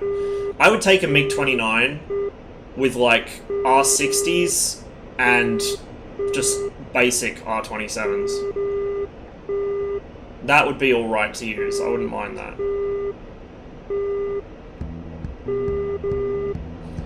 But pretty much all the Cold War servers, as far as they go, is the F5 for blue and the MiG-21 for red. Just play blue flag then, because it's the same with that. Yeah, but I don't like playing on blue flag because for whatever reason they've decided that red deserve to have zero situational awareness whatsoever. So there's no, or at least last time I played on there was no red AWACS, and you're entirely reliant on EWR, which means you're entirely reliant on your teammates to actually set up the EWR network, which they won't do. And then also, what the fuck is this guy doing? Then also, the EWR doesn't give you very good up-to-date information. Like, it's somehow even worse than the AI AWACS, which is really impressive. If you had a human ground controller on the server, yeah, you'd be fine. Like, Red would have no problems at all, but there's not. Like, at all.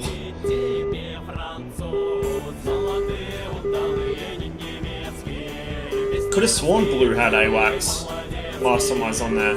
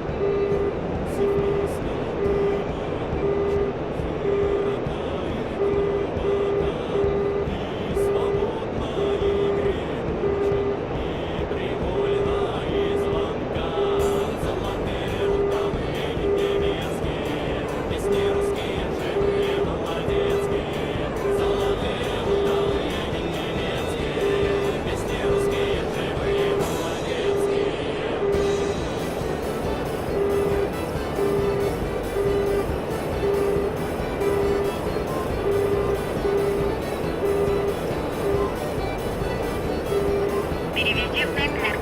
Переведи в Теплер. Переведи в Теплер.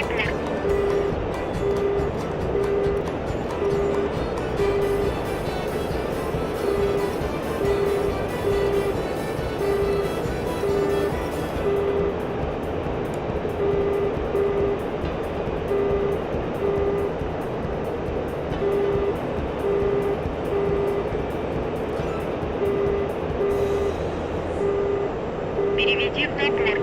Переведи в Теплер. Переведи в Теплер. Переведи в Теплер.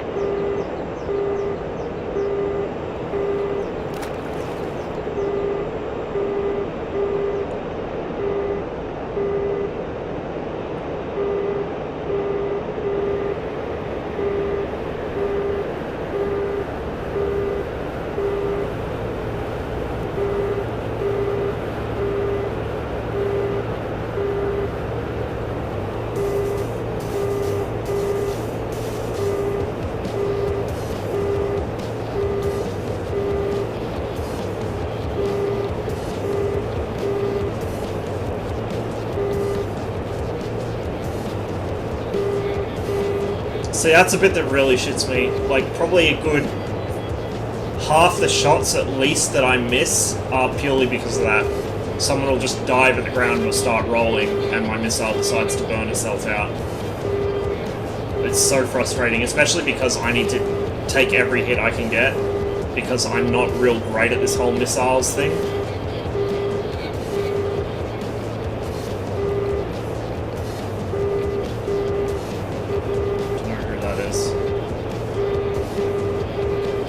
Jammer Central, as usual.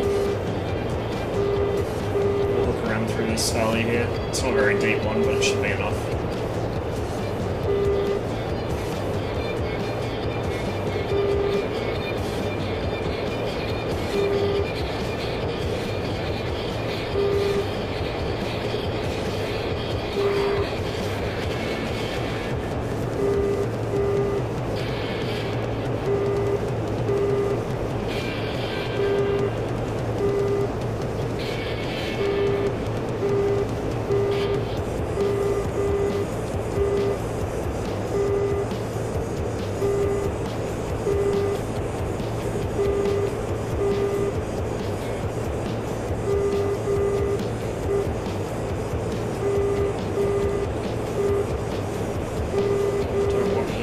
guy closest.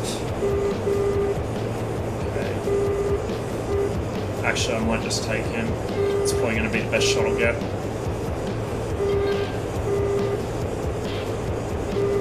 Go further out. Переведи в упор. Переведи в упор. They are aware of my presence now.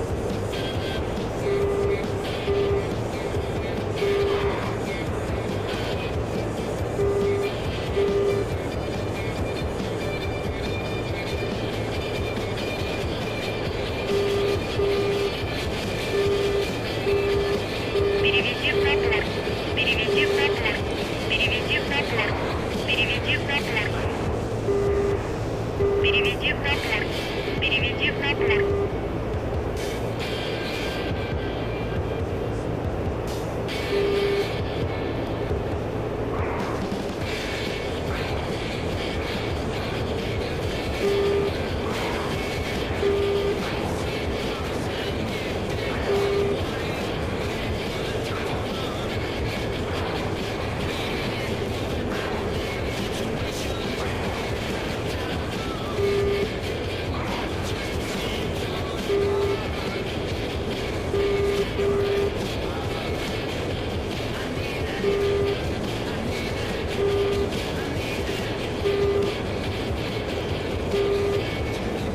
On him, he's cold.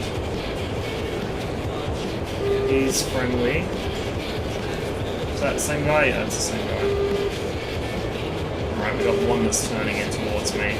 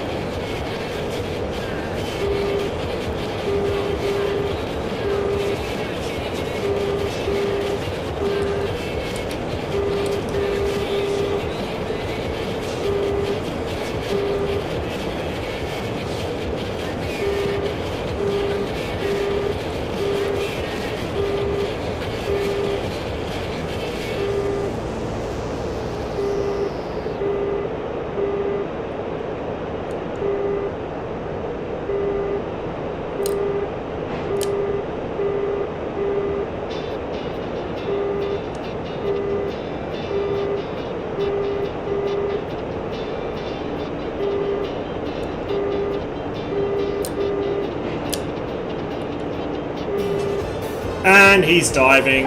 Down it goes, straight to the dirt.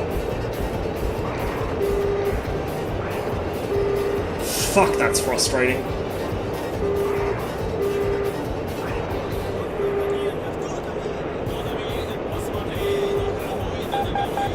Holy shit, okay. Well then.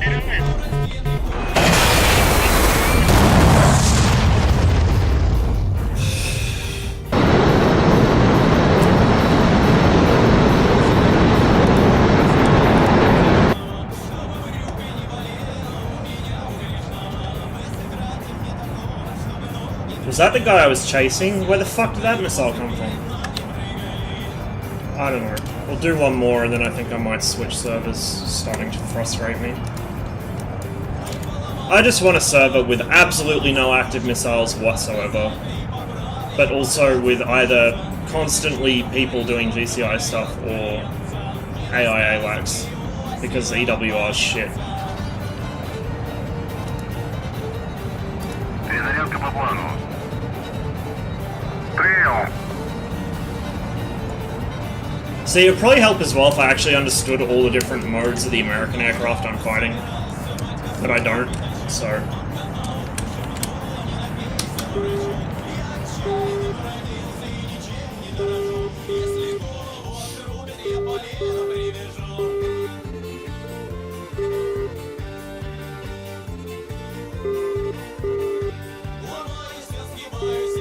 Скажу, что не здоров, принесите мне пол-литра и не надо докторов. Мы в гробу, да вы Oh, it's not that I, like, don't want to know, it's just that it's, like, confusing. There's so much shit. There is so much shit to know with American planes. And it's all geared completely wrong for the way my head works.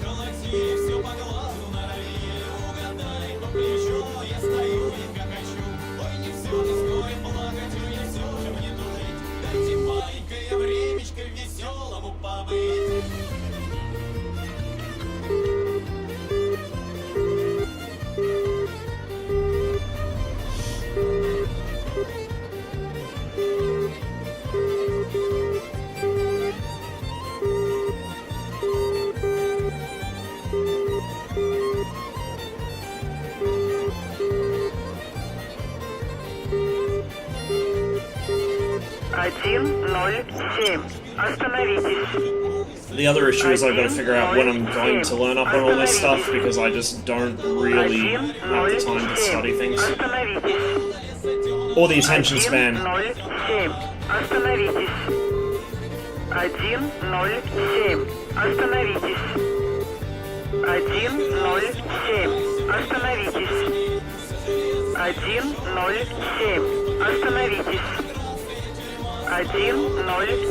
Oh, the ATC spam. 107. Остановитесь. 107. Остановитесь. 107. Остановитесь. 107. Остановитесь. 107. Остановитесь. I mean, it's not just that. It's not just the knobs and switches, right? Knobs and switches aren't what intimidate me. It's like the whole information flow of the Western aircraft runs counter to the way my brain works. The way things work in this is counterintuitive to you guys. It makes perfect sense to me. Perfect sense. Like, I picked this up like that. What I don't, you know, I haven't even studied on this aircraft. I've just learnt things by looking at them. It just makes sense to me, whereas the way the American stuff... It's like me trying to operate like an iPad or something. I have no idea what the fuck I'm doing, because it's too user-friendly, if that makes sense. Like, my brain can't handle it.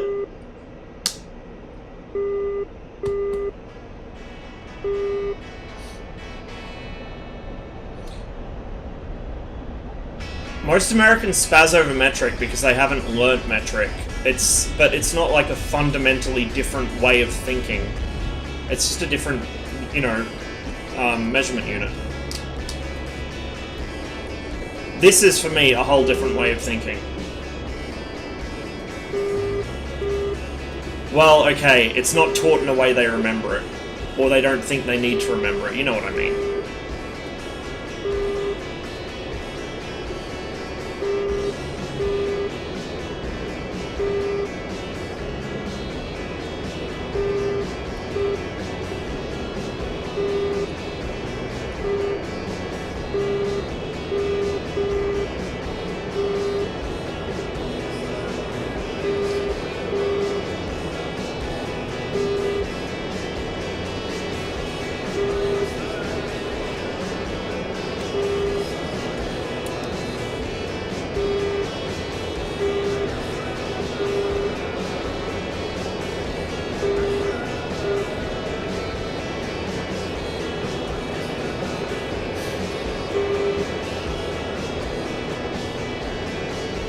Fly well and shoot straight? Oh, I don't know. I think we're on the wrong channel for both of those.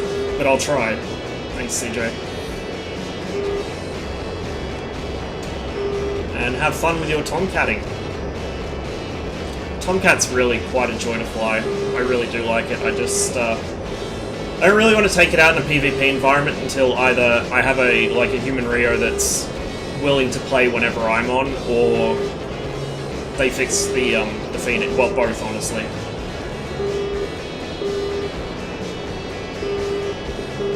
Because the Phoenix being broken kind of rubs me the wrong way, even though I'm usually on the team with the Tomcats.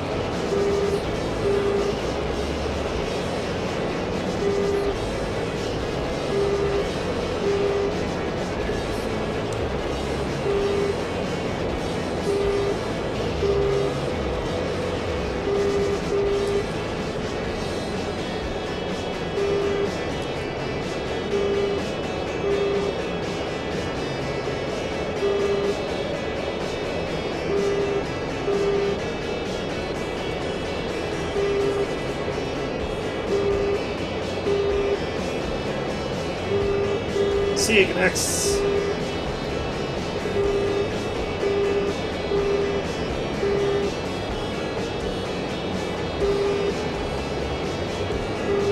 Well, that's power on.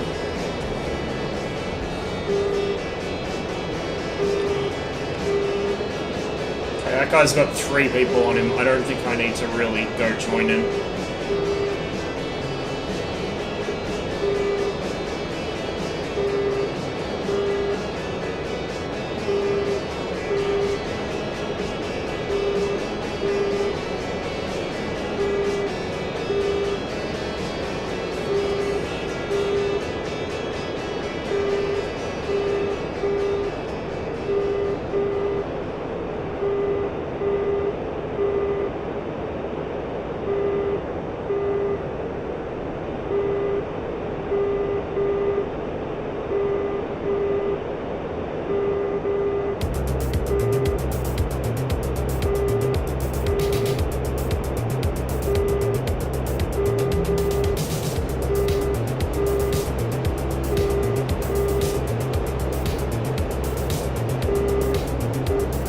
Yeah, that's what I'm attempting to do. It's not working out real well for me. But thank you, and thanks for the raid. I did start off really well until my internet dropped, and it all went downhill from there.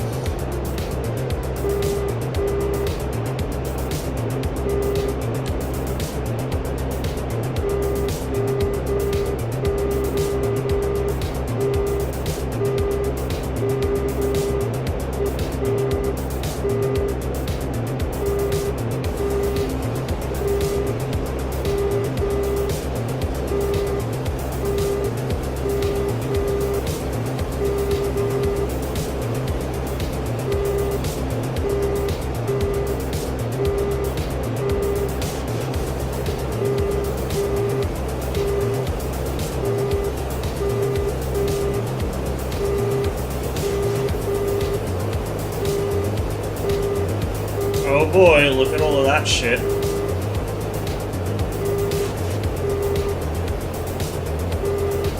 I'm just gonna go over here.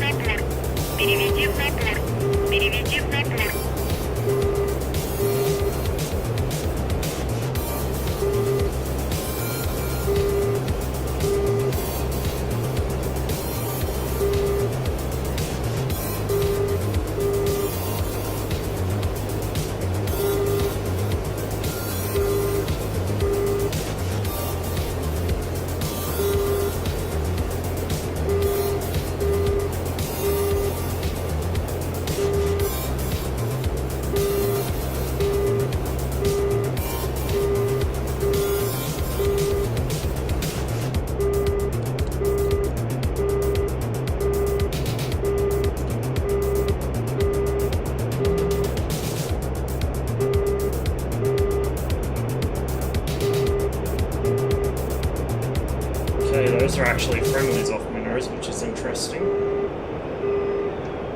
Hang on. Has he got an enemy on him? Yes, he does. I'm gonna go help out.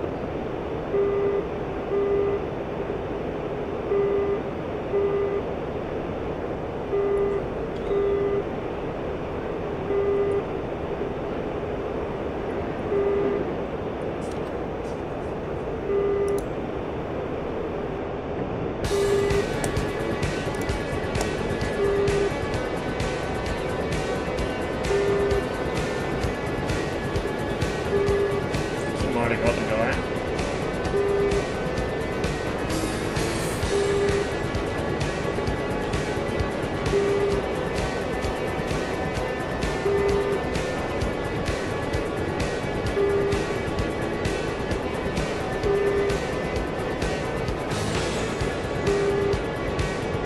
Yeah, I think he might have got popped by that friendly.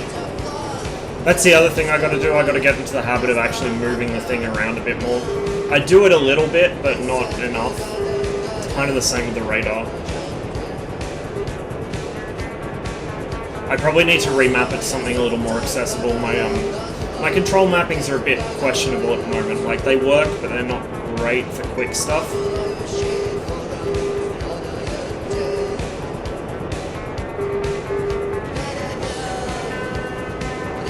Okay, he's probably behind a ridge line.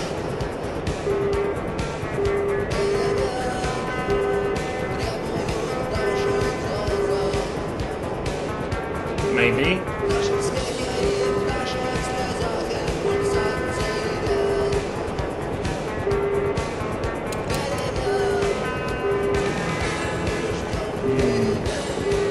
think he's behind that ridge.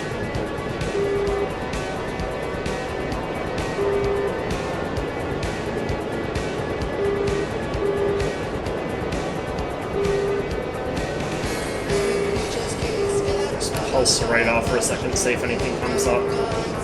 Ah, he's jamming. Hello. We got a friendly going in there as well.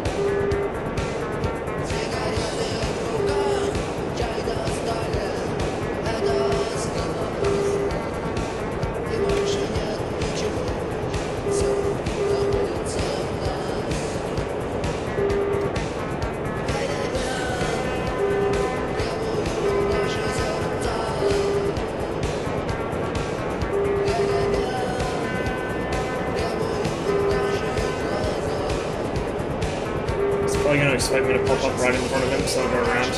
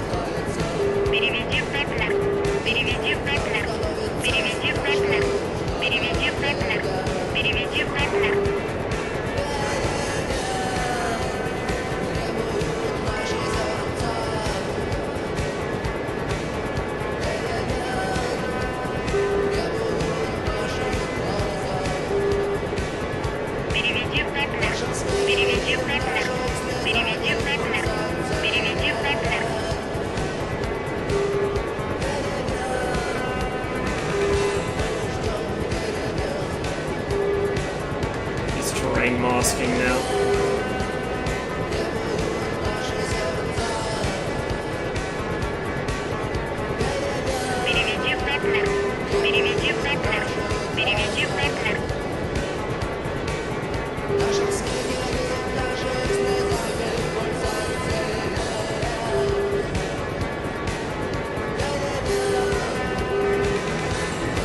It's behind this hill.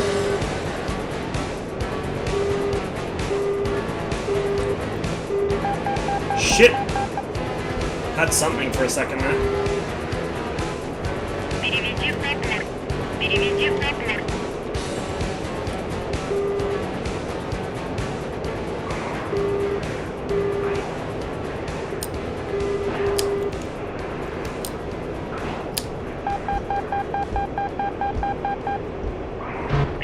He got me, but I think I'm gonna tag him. Maybe.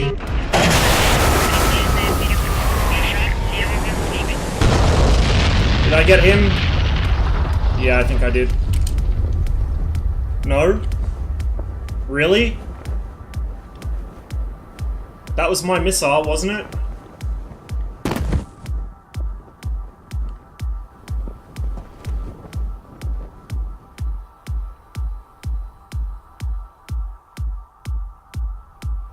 Quite certain that was my missile. Why did I not get credit?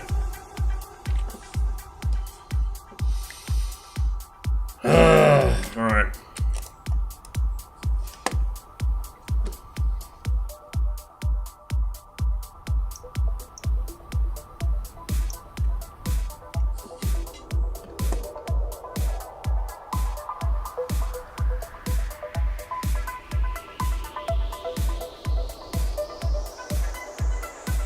So you can't get kills if you die first then, that's kind of shitty.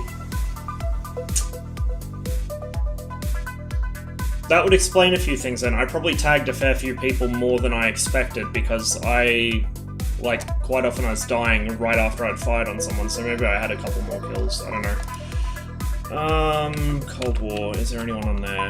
Oh. 2 guys. I'll give it a while, see if it fills up. We'll see if anyone's on Just Dogfight. Nope. There's plenty of people on the European Just Dog... well, the Greek Just Dogfight server, but I can't get on there because I'll get ping kicked. Oh, Pom's on there as well. You know what? Let's try it. I know it's going to kick me, but let's try it.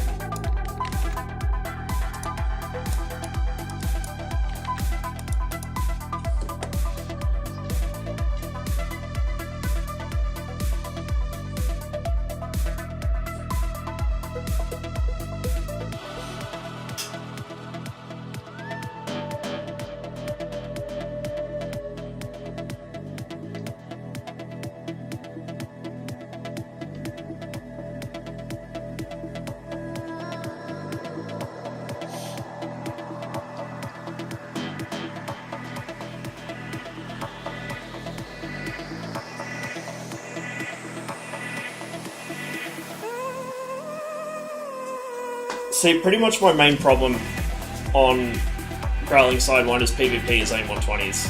If I can get close, and they don't fire really close range 120, which I've noticed a couple people do, I will usually kill them.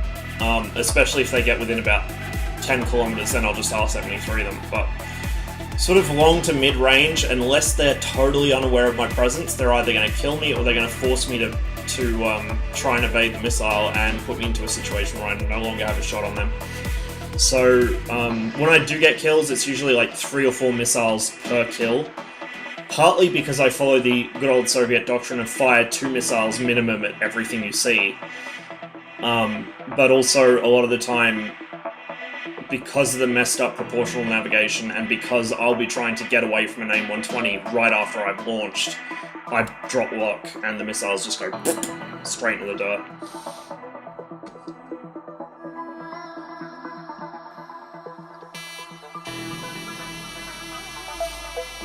So I'll have, like, sometimes I'll have flights where I kill 2 or 3 people and I feel really proud of myself, and then the next flight's just a train wreck.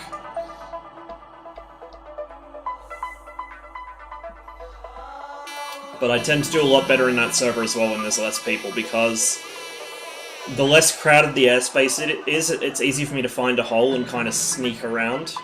When there's a lot of players on, someone will inevitably see you on radar just long enough to figure out what you're doing, and then they'll start turning to engage you, or someone else will see you on SA and they'll turn and engage you. So I'm still trying to figure out what I'm meant to do on there when there's a lot of people. I've tried going through the North Caucasus and usually one guy will spot me and come up and intercept me. I've tried going high and that doesn't seem to work very well against them because I can't see down very well. Yeah, you have to play chess. I'm garbage at chess, which is probably not going to help me. But this is why I prefer to not be dealing with active missiles on either side. It just makes it a little less stressful for me because I don't have to worry about... Like, that's the thing, a lot of the time, if you see me going into an engagement with somebody and they're hot on me, the first thing I'll do is I'll fire off a 27 ER, the idea being that they will probably not want to get hit and they'll start turning, and as soon as they start turning, off goes the ET to follow that in. And then I'll start trying to get away from them. So if they were firing missiles where they have to be concerned about dropping lock, then I would be in a much better situation for that, because I can creep up on people and then fire one missile to force them to turn around and then another to kill them.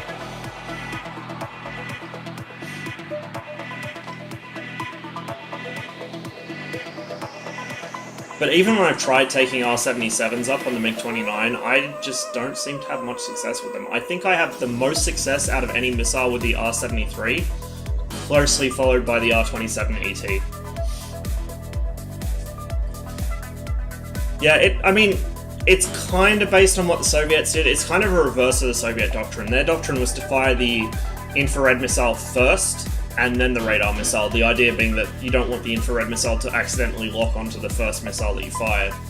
But doing it the other way, like, I'll do that if I'm behind someone, but if I'm nose on with someone, I'll fire it the other way around to try and force them defensive, and then give the ET a beautiful big afterburner to chase. Alright, let's see how long it takes for the server to realize I have like 400 ping and boot me out of here.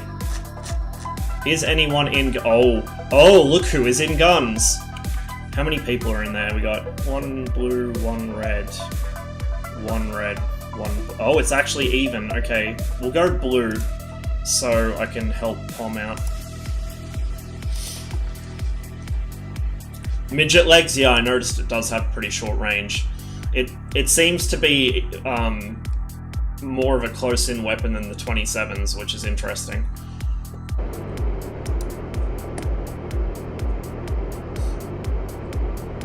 I don't know, like, because of my background being mostly older stuff, I'm still trying to get my head around missiles in general, and the fact that missiles in DCS are kind of fucked up really doesn't help me there.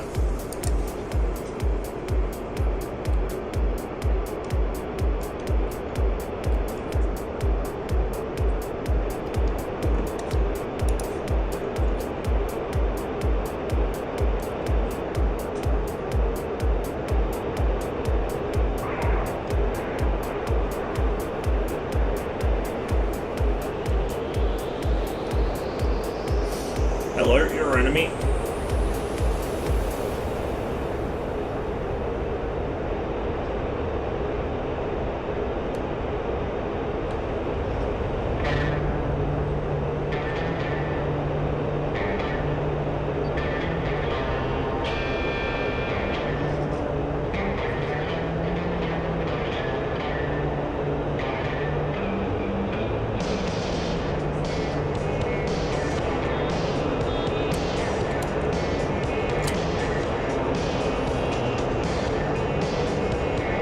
Tried R-77 with the IR-27? Yes, I do that on the MiG-29, so I'll carry a pair of 77s and then a pair of 27 ETs.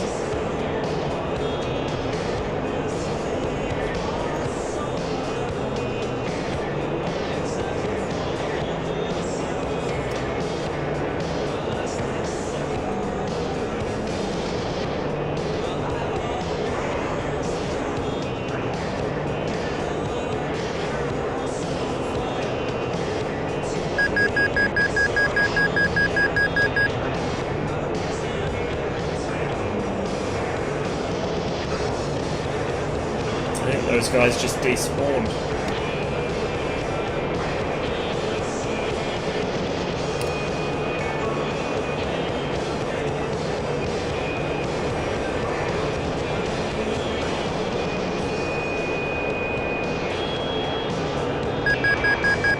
Oh shit, hello. You're a tomcat. And I'm gonna guess you're not friendly.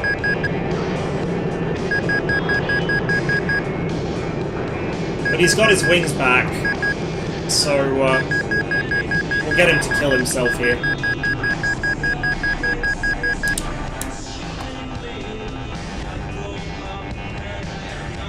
can just pick him up again. There we go.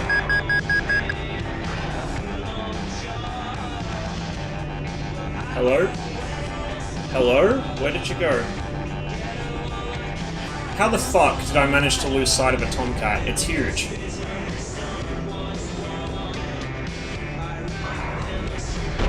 Oh shit. I'm dead.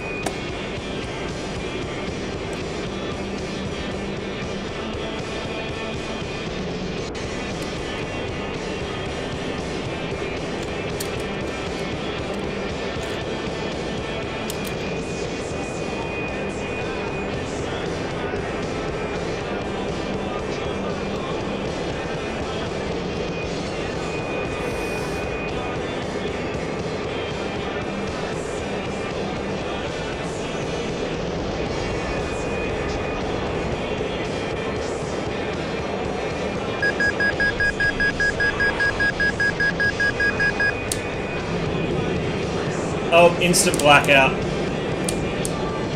I'm dead.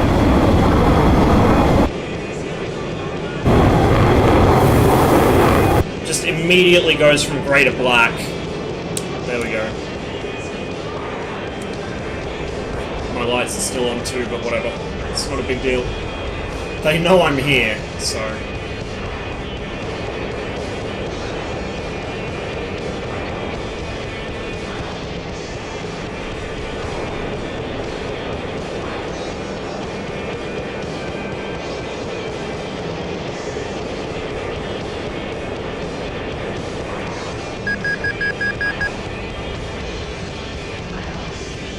I really need to clean my monitor. I cannot tell what's a speck of dust and what's a plane at this point. It's a bit frustrating. Oh, he's dead.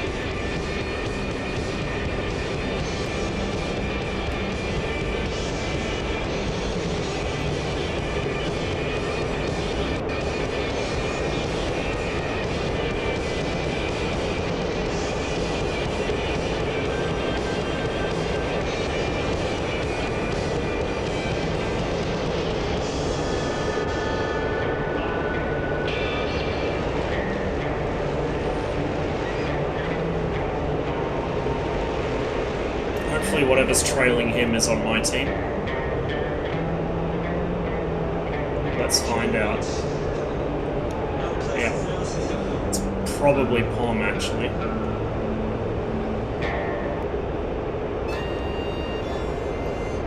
We'll go help. Ah, it's the SU-27. Let's get some payback on this guy.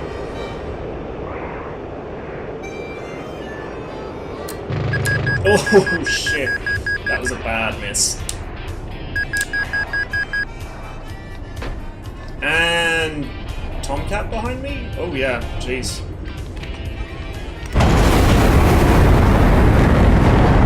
Oh no, a Mirage.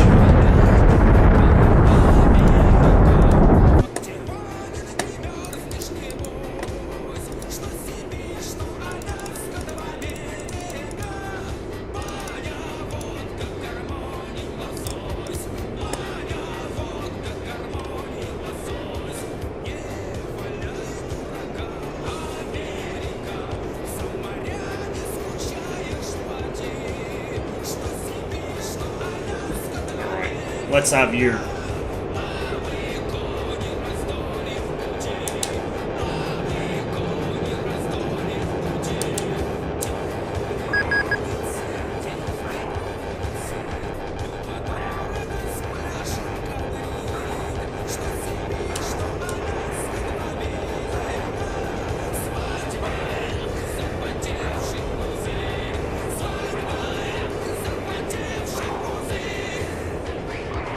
Oh fuck.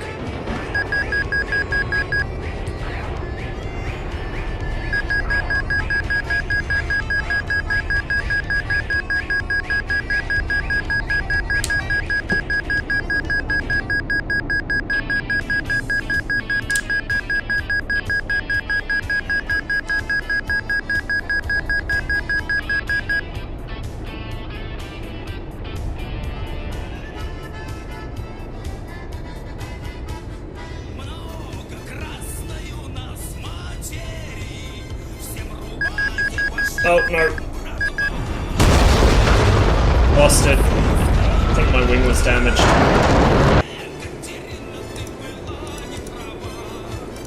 I really prefer it when there's like a bunch of people in the guns area, when it splits off into a bunch of 1 versus 1s, but at the moment their team is just double teaming everyone. Which, I mean, is understandable, but not as fun for us.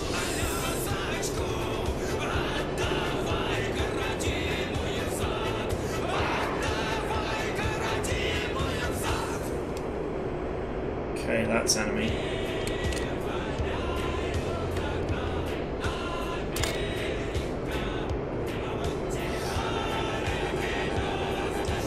Like, just watch. I'll be on this guy, and then the Mirage will pop up. Unless this is the Mirage. What is it? SU-27 or something? Looks like a 27. And because the Serval is, like, fucked up, I can't read what's actually locking me. Because everything's piled on top of each other. Okay, he just crashed.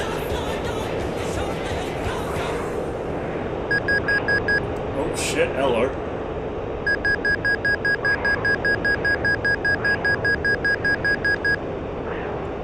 Did he crash as well? Where the fuck did he go?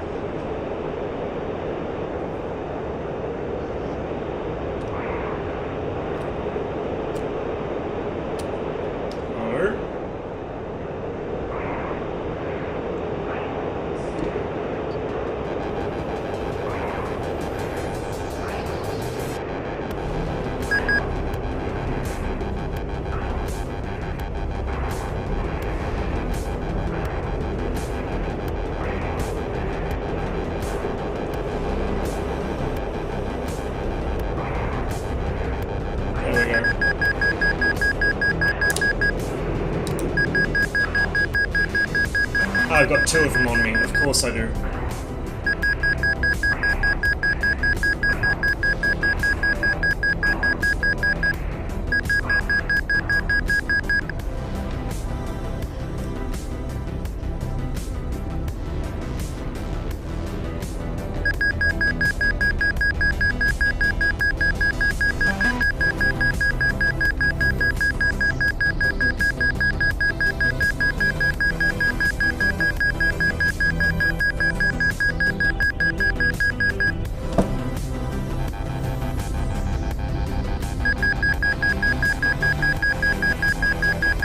Side of him.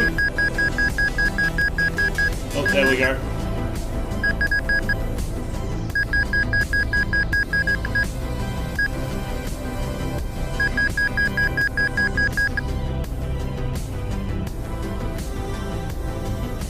And there's the other Mirage. So yeah, they're double teaming me. Come on. Come on.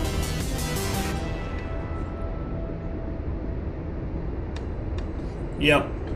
Yep. Fuck's sake. I think I've lost part of my tail or something. It's really jittery. Oh, the engine's dead.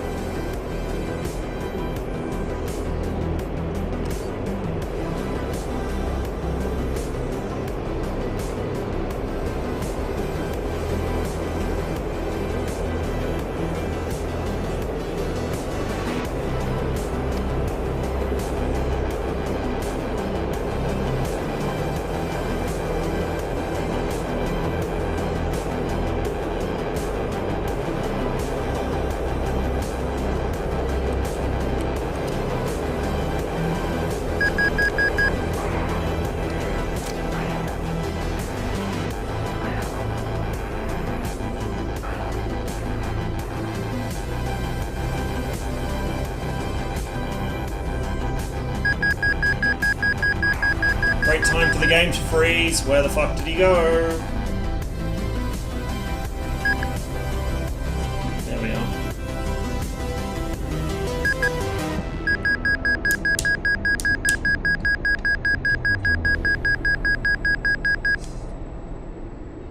Oh yes, play my game. That's the spirit.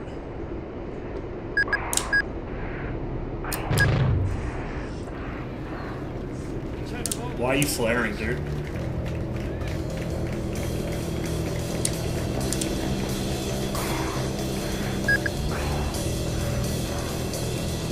He's probably screaming to his mate in the Mirage, "Come save me! Come save me!" Oh, stall fight! Yes, do it!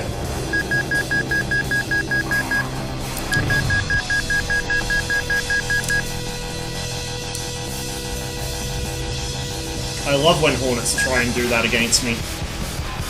It's great.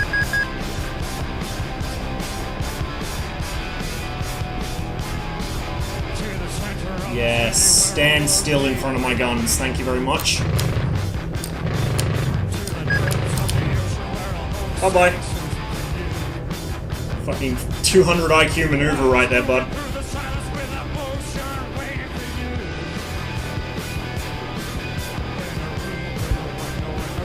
Oh, I got the Mirage right on me. I just heard its burner light.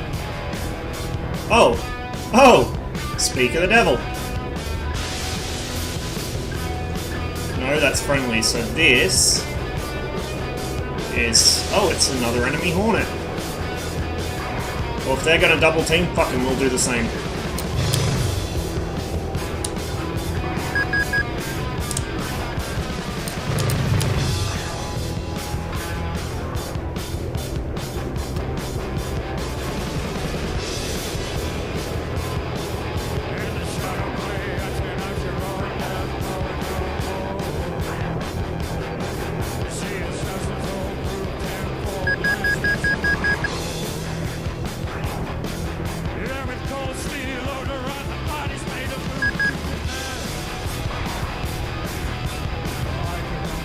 That's friendly. That's not. Yes, draw him off for me.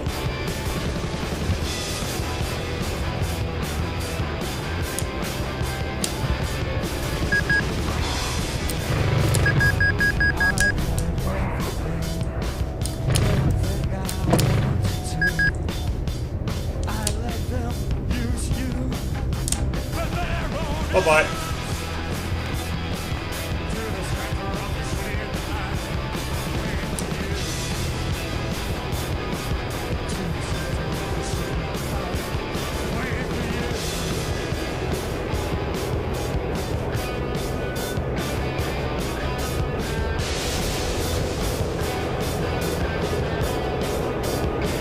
See if I can go land this thing. I'm out of ammo. Well, I got 2 rounds left per gun.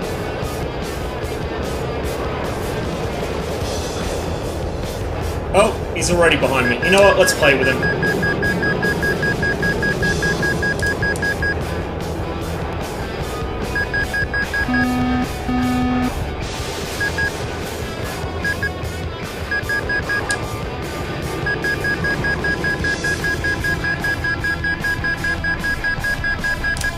Nice overshoot. If only I had some ammo. Is that my... Hello, what are you?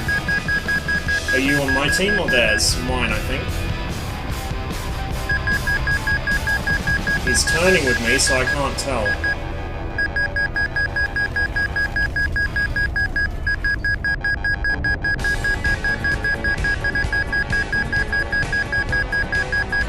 Oh, there we go. Got me while I was distracted. I think I just lost my engine. Yep. No, engine was still going. I was starting to lose control, so whatever.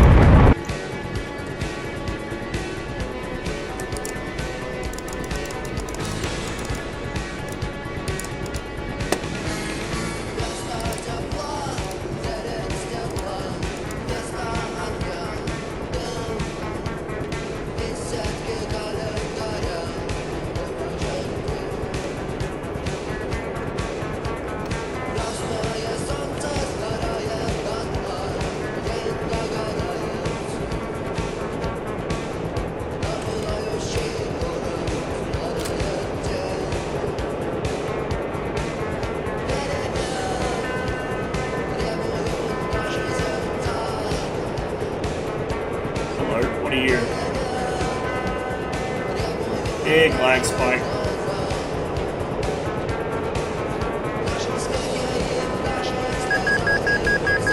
There goes our Mirage friend.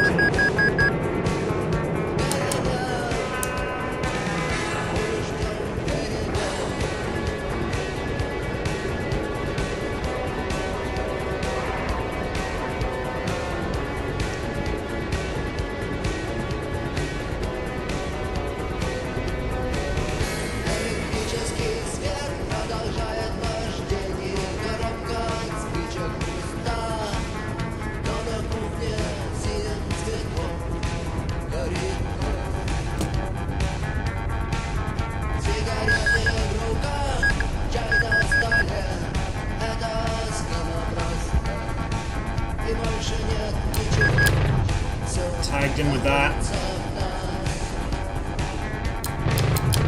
He's dead. That's friendly.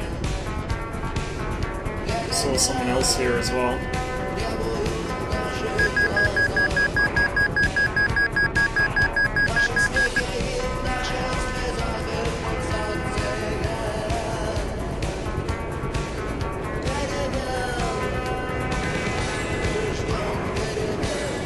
That's enemy.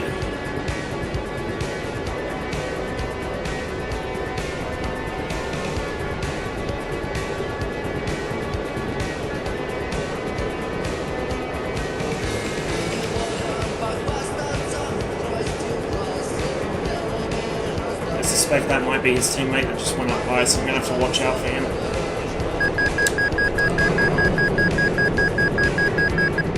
Okay, he's going up as well.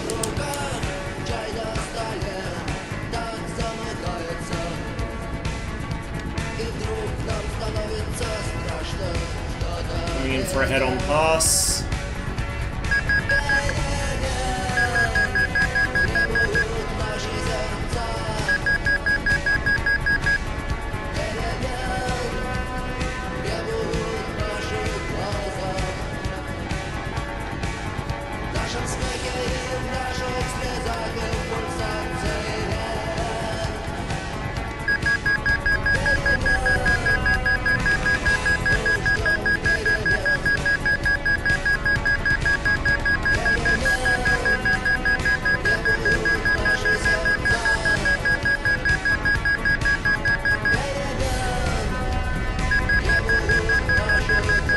There we go. Now I've got you where I want you, you little shit.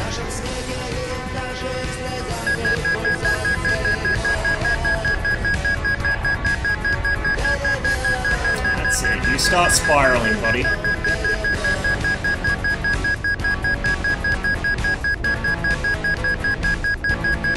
There we go. Now he's right where I want him. Probably trying to bait me for his teammate though, so I gotta be careful.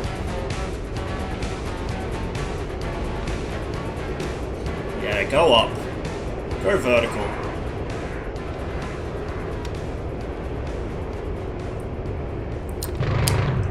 Bye-bye.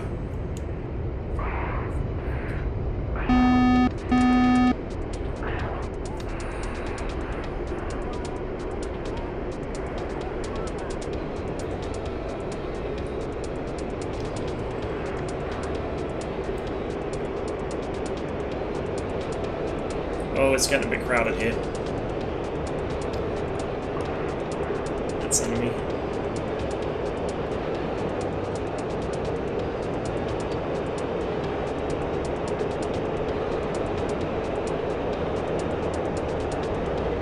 We'll go on this guy, see what he is. Looks like he's trying to do something a bit sneaky here. Oh, it's a teammate. Of course it is.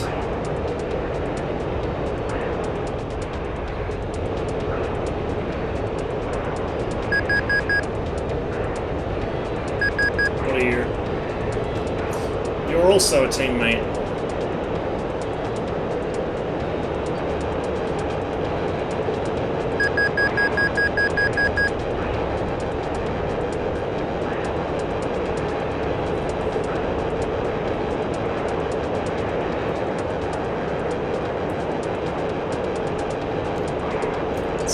buddy. This is probably not my buddy. Yeah, that's enemy.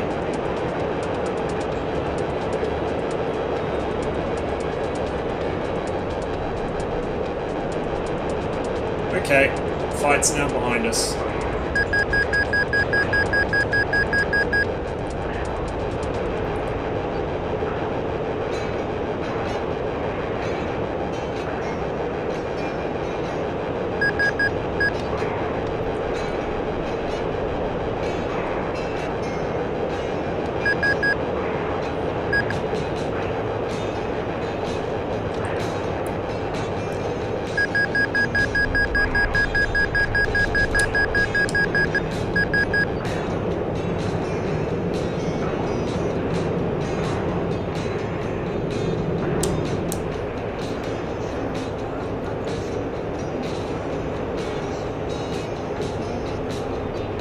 Me.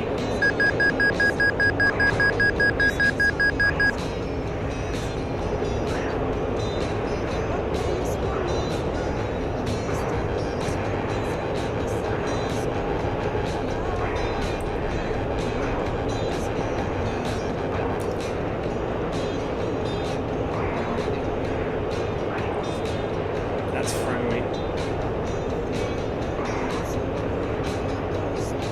I saw tracers coming past me. I don't think they were aimed at me though.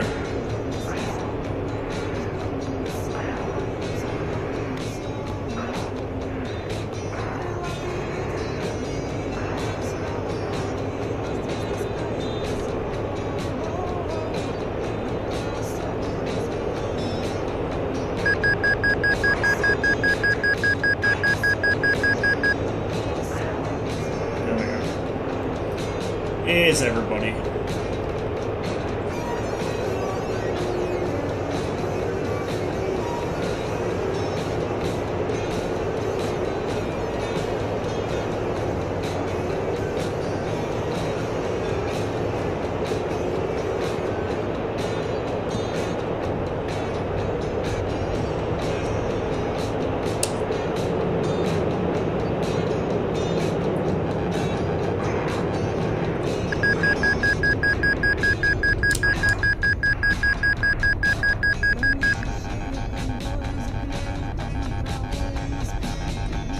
Come here, little Mirage. I got a present for you.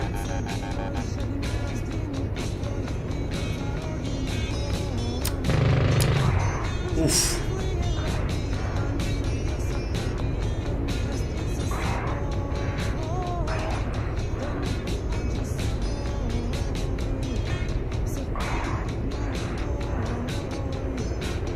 Yeah, go vertical. That's worked so well for you the last few times, hey?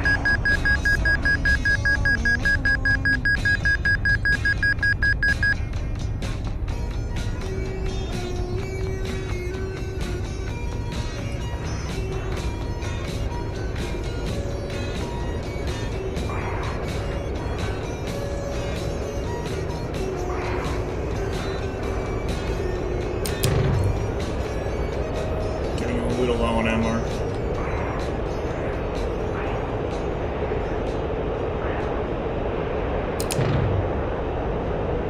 Yeah, those aren't gonna hit. We need to get closer.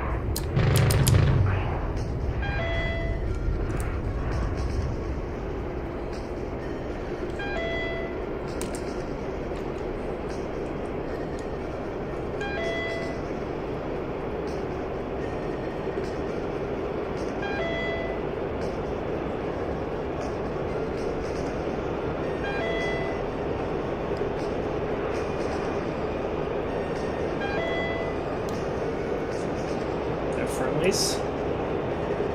Where is the airport? Oh, over there.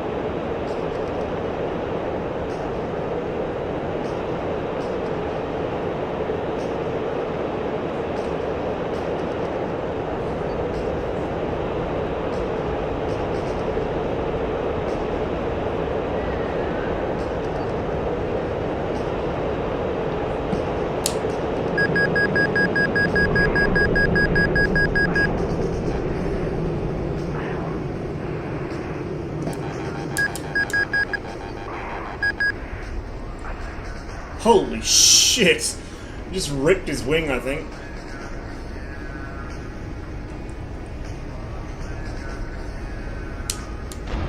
Oh fuck. Yeah, I had to burn all my energy to get around there, and then the Tomcat kind of threw me off.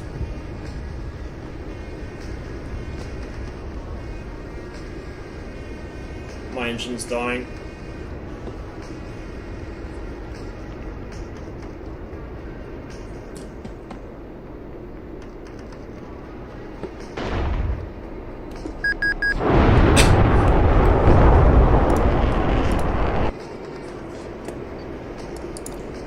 Again, double teams.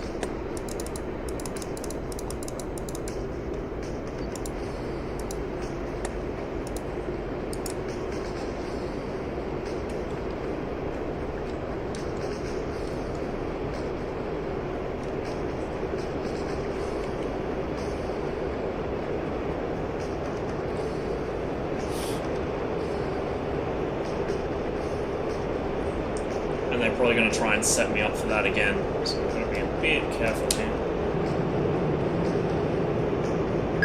Ah, well that's a Tomcat, that'll be easy to kill.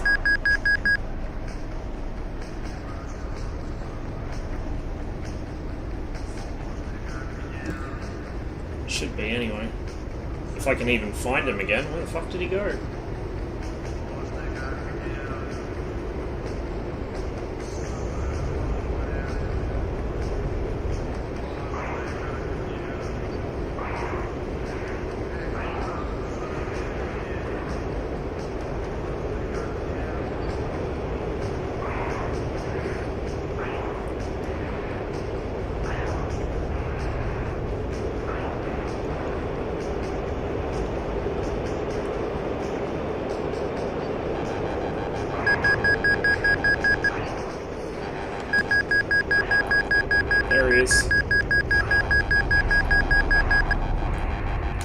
Wash all that speed off. Oh, he did hit me there, but he's going to do a big overshoot.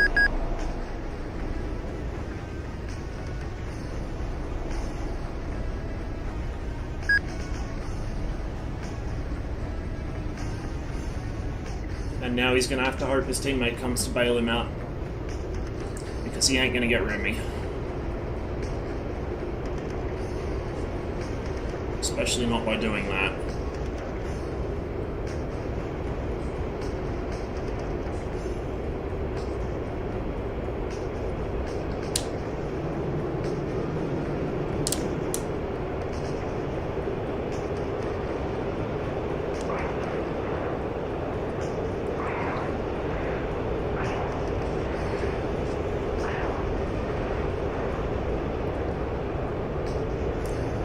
Clever girl trying to lose me in the sun.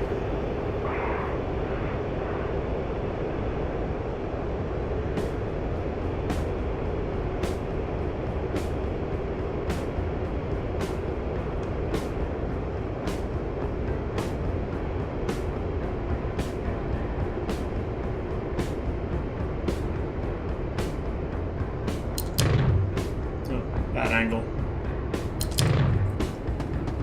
Still bad angle. Oh, he's rolling, that's why. Dead. Don't know what he thought he was going to achieve there.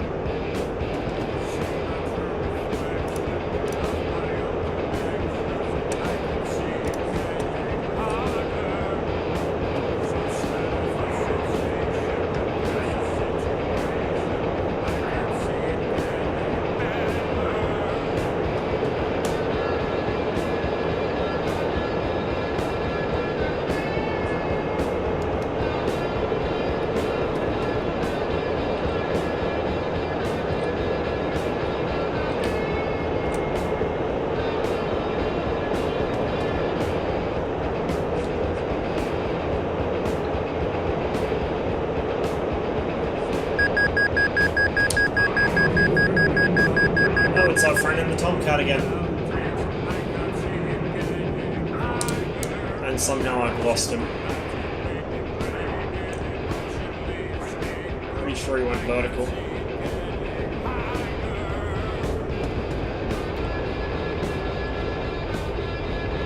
Ah, there he is.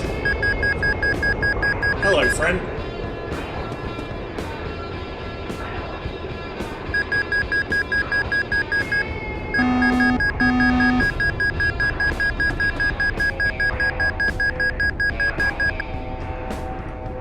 I don't know what you think you're doing here, buddy, but please keep doing it.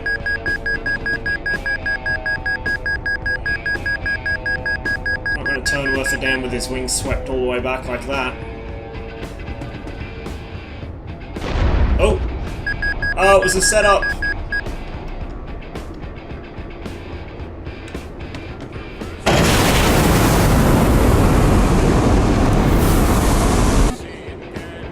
Wow, 3-on-1. Impressive.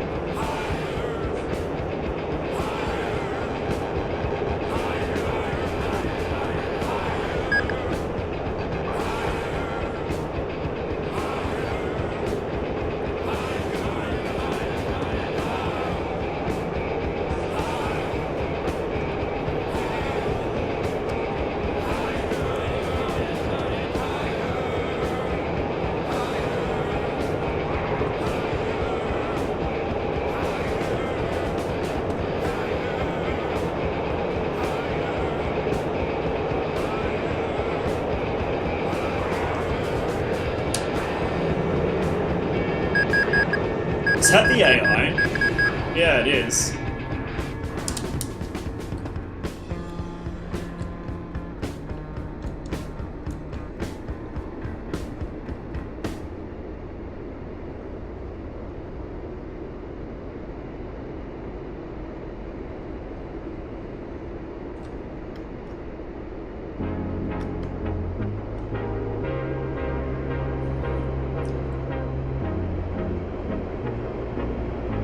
Okay, well we can safely ignore him. He doesn't seem to be doing anything.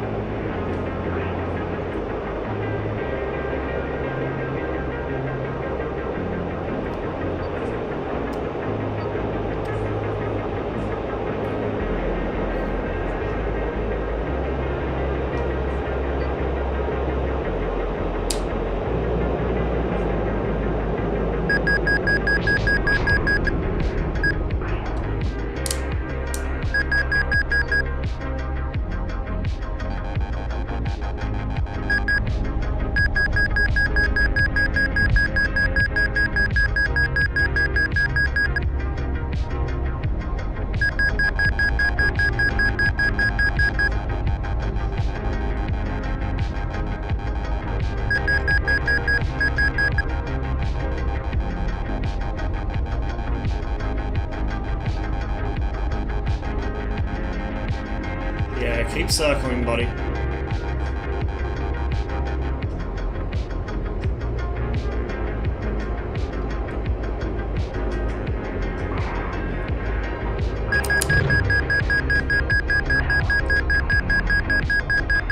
Okay, he's gonna go up and he's gonna come down and cross my guns.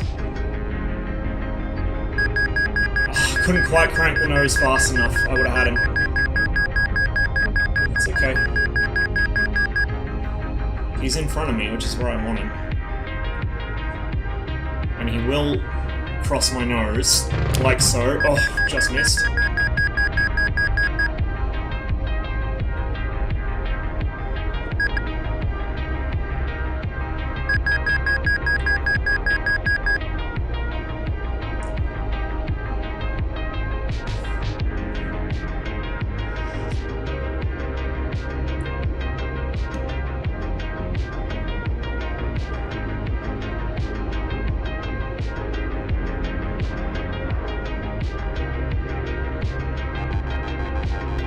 And here comes this buddy to kill me. Not today! There's the other fella.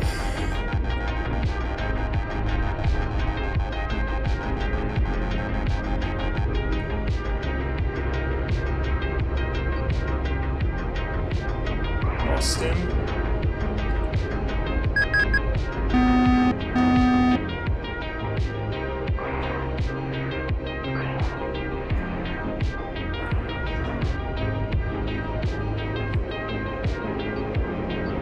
There he is.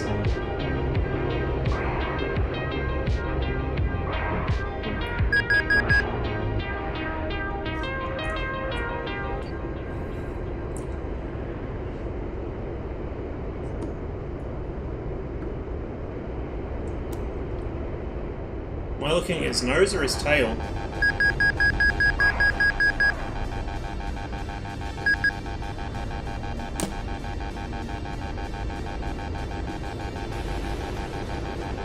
That's someone on the ground.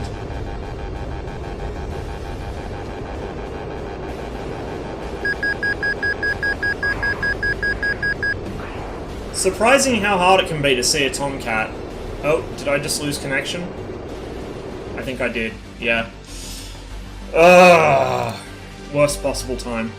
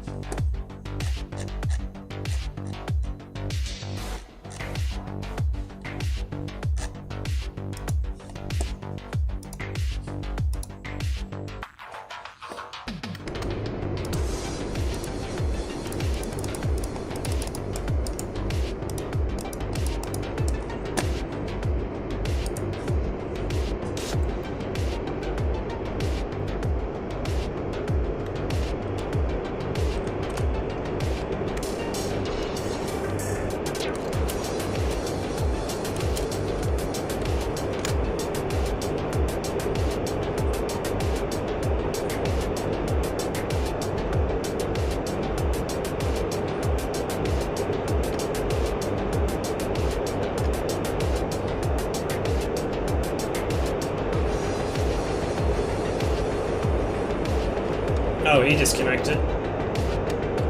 Good shit.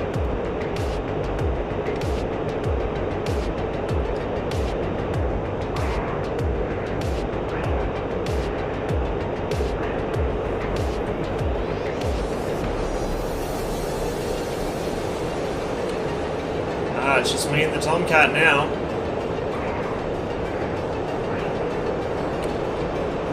Easy prey.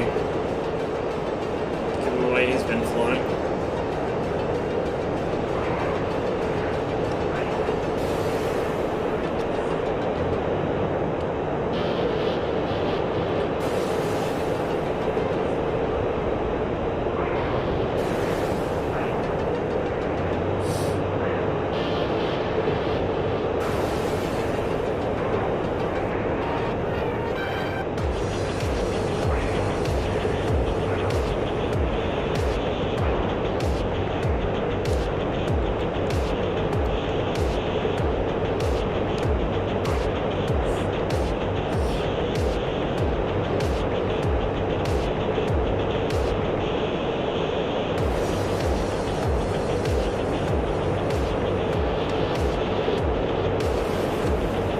Oh, that's why everyone was disconnecting.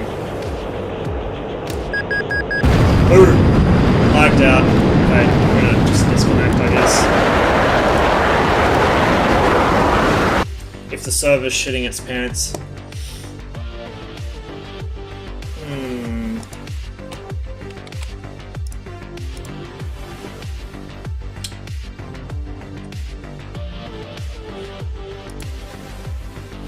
Might actually call it for the stream here. I was going to do a longish one, but I might instead just do a kind of shortish one and pick up another stream later in the day. Thanks for watching, guys. A bit of mixed success, but you know, that's the usual round here. So I think I will send you guys over to POM. Thank you very much for watching, and I'll catch you guys on the next one.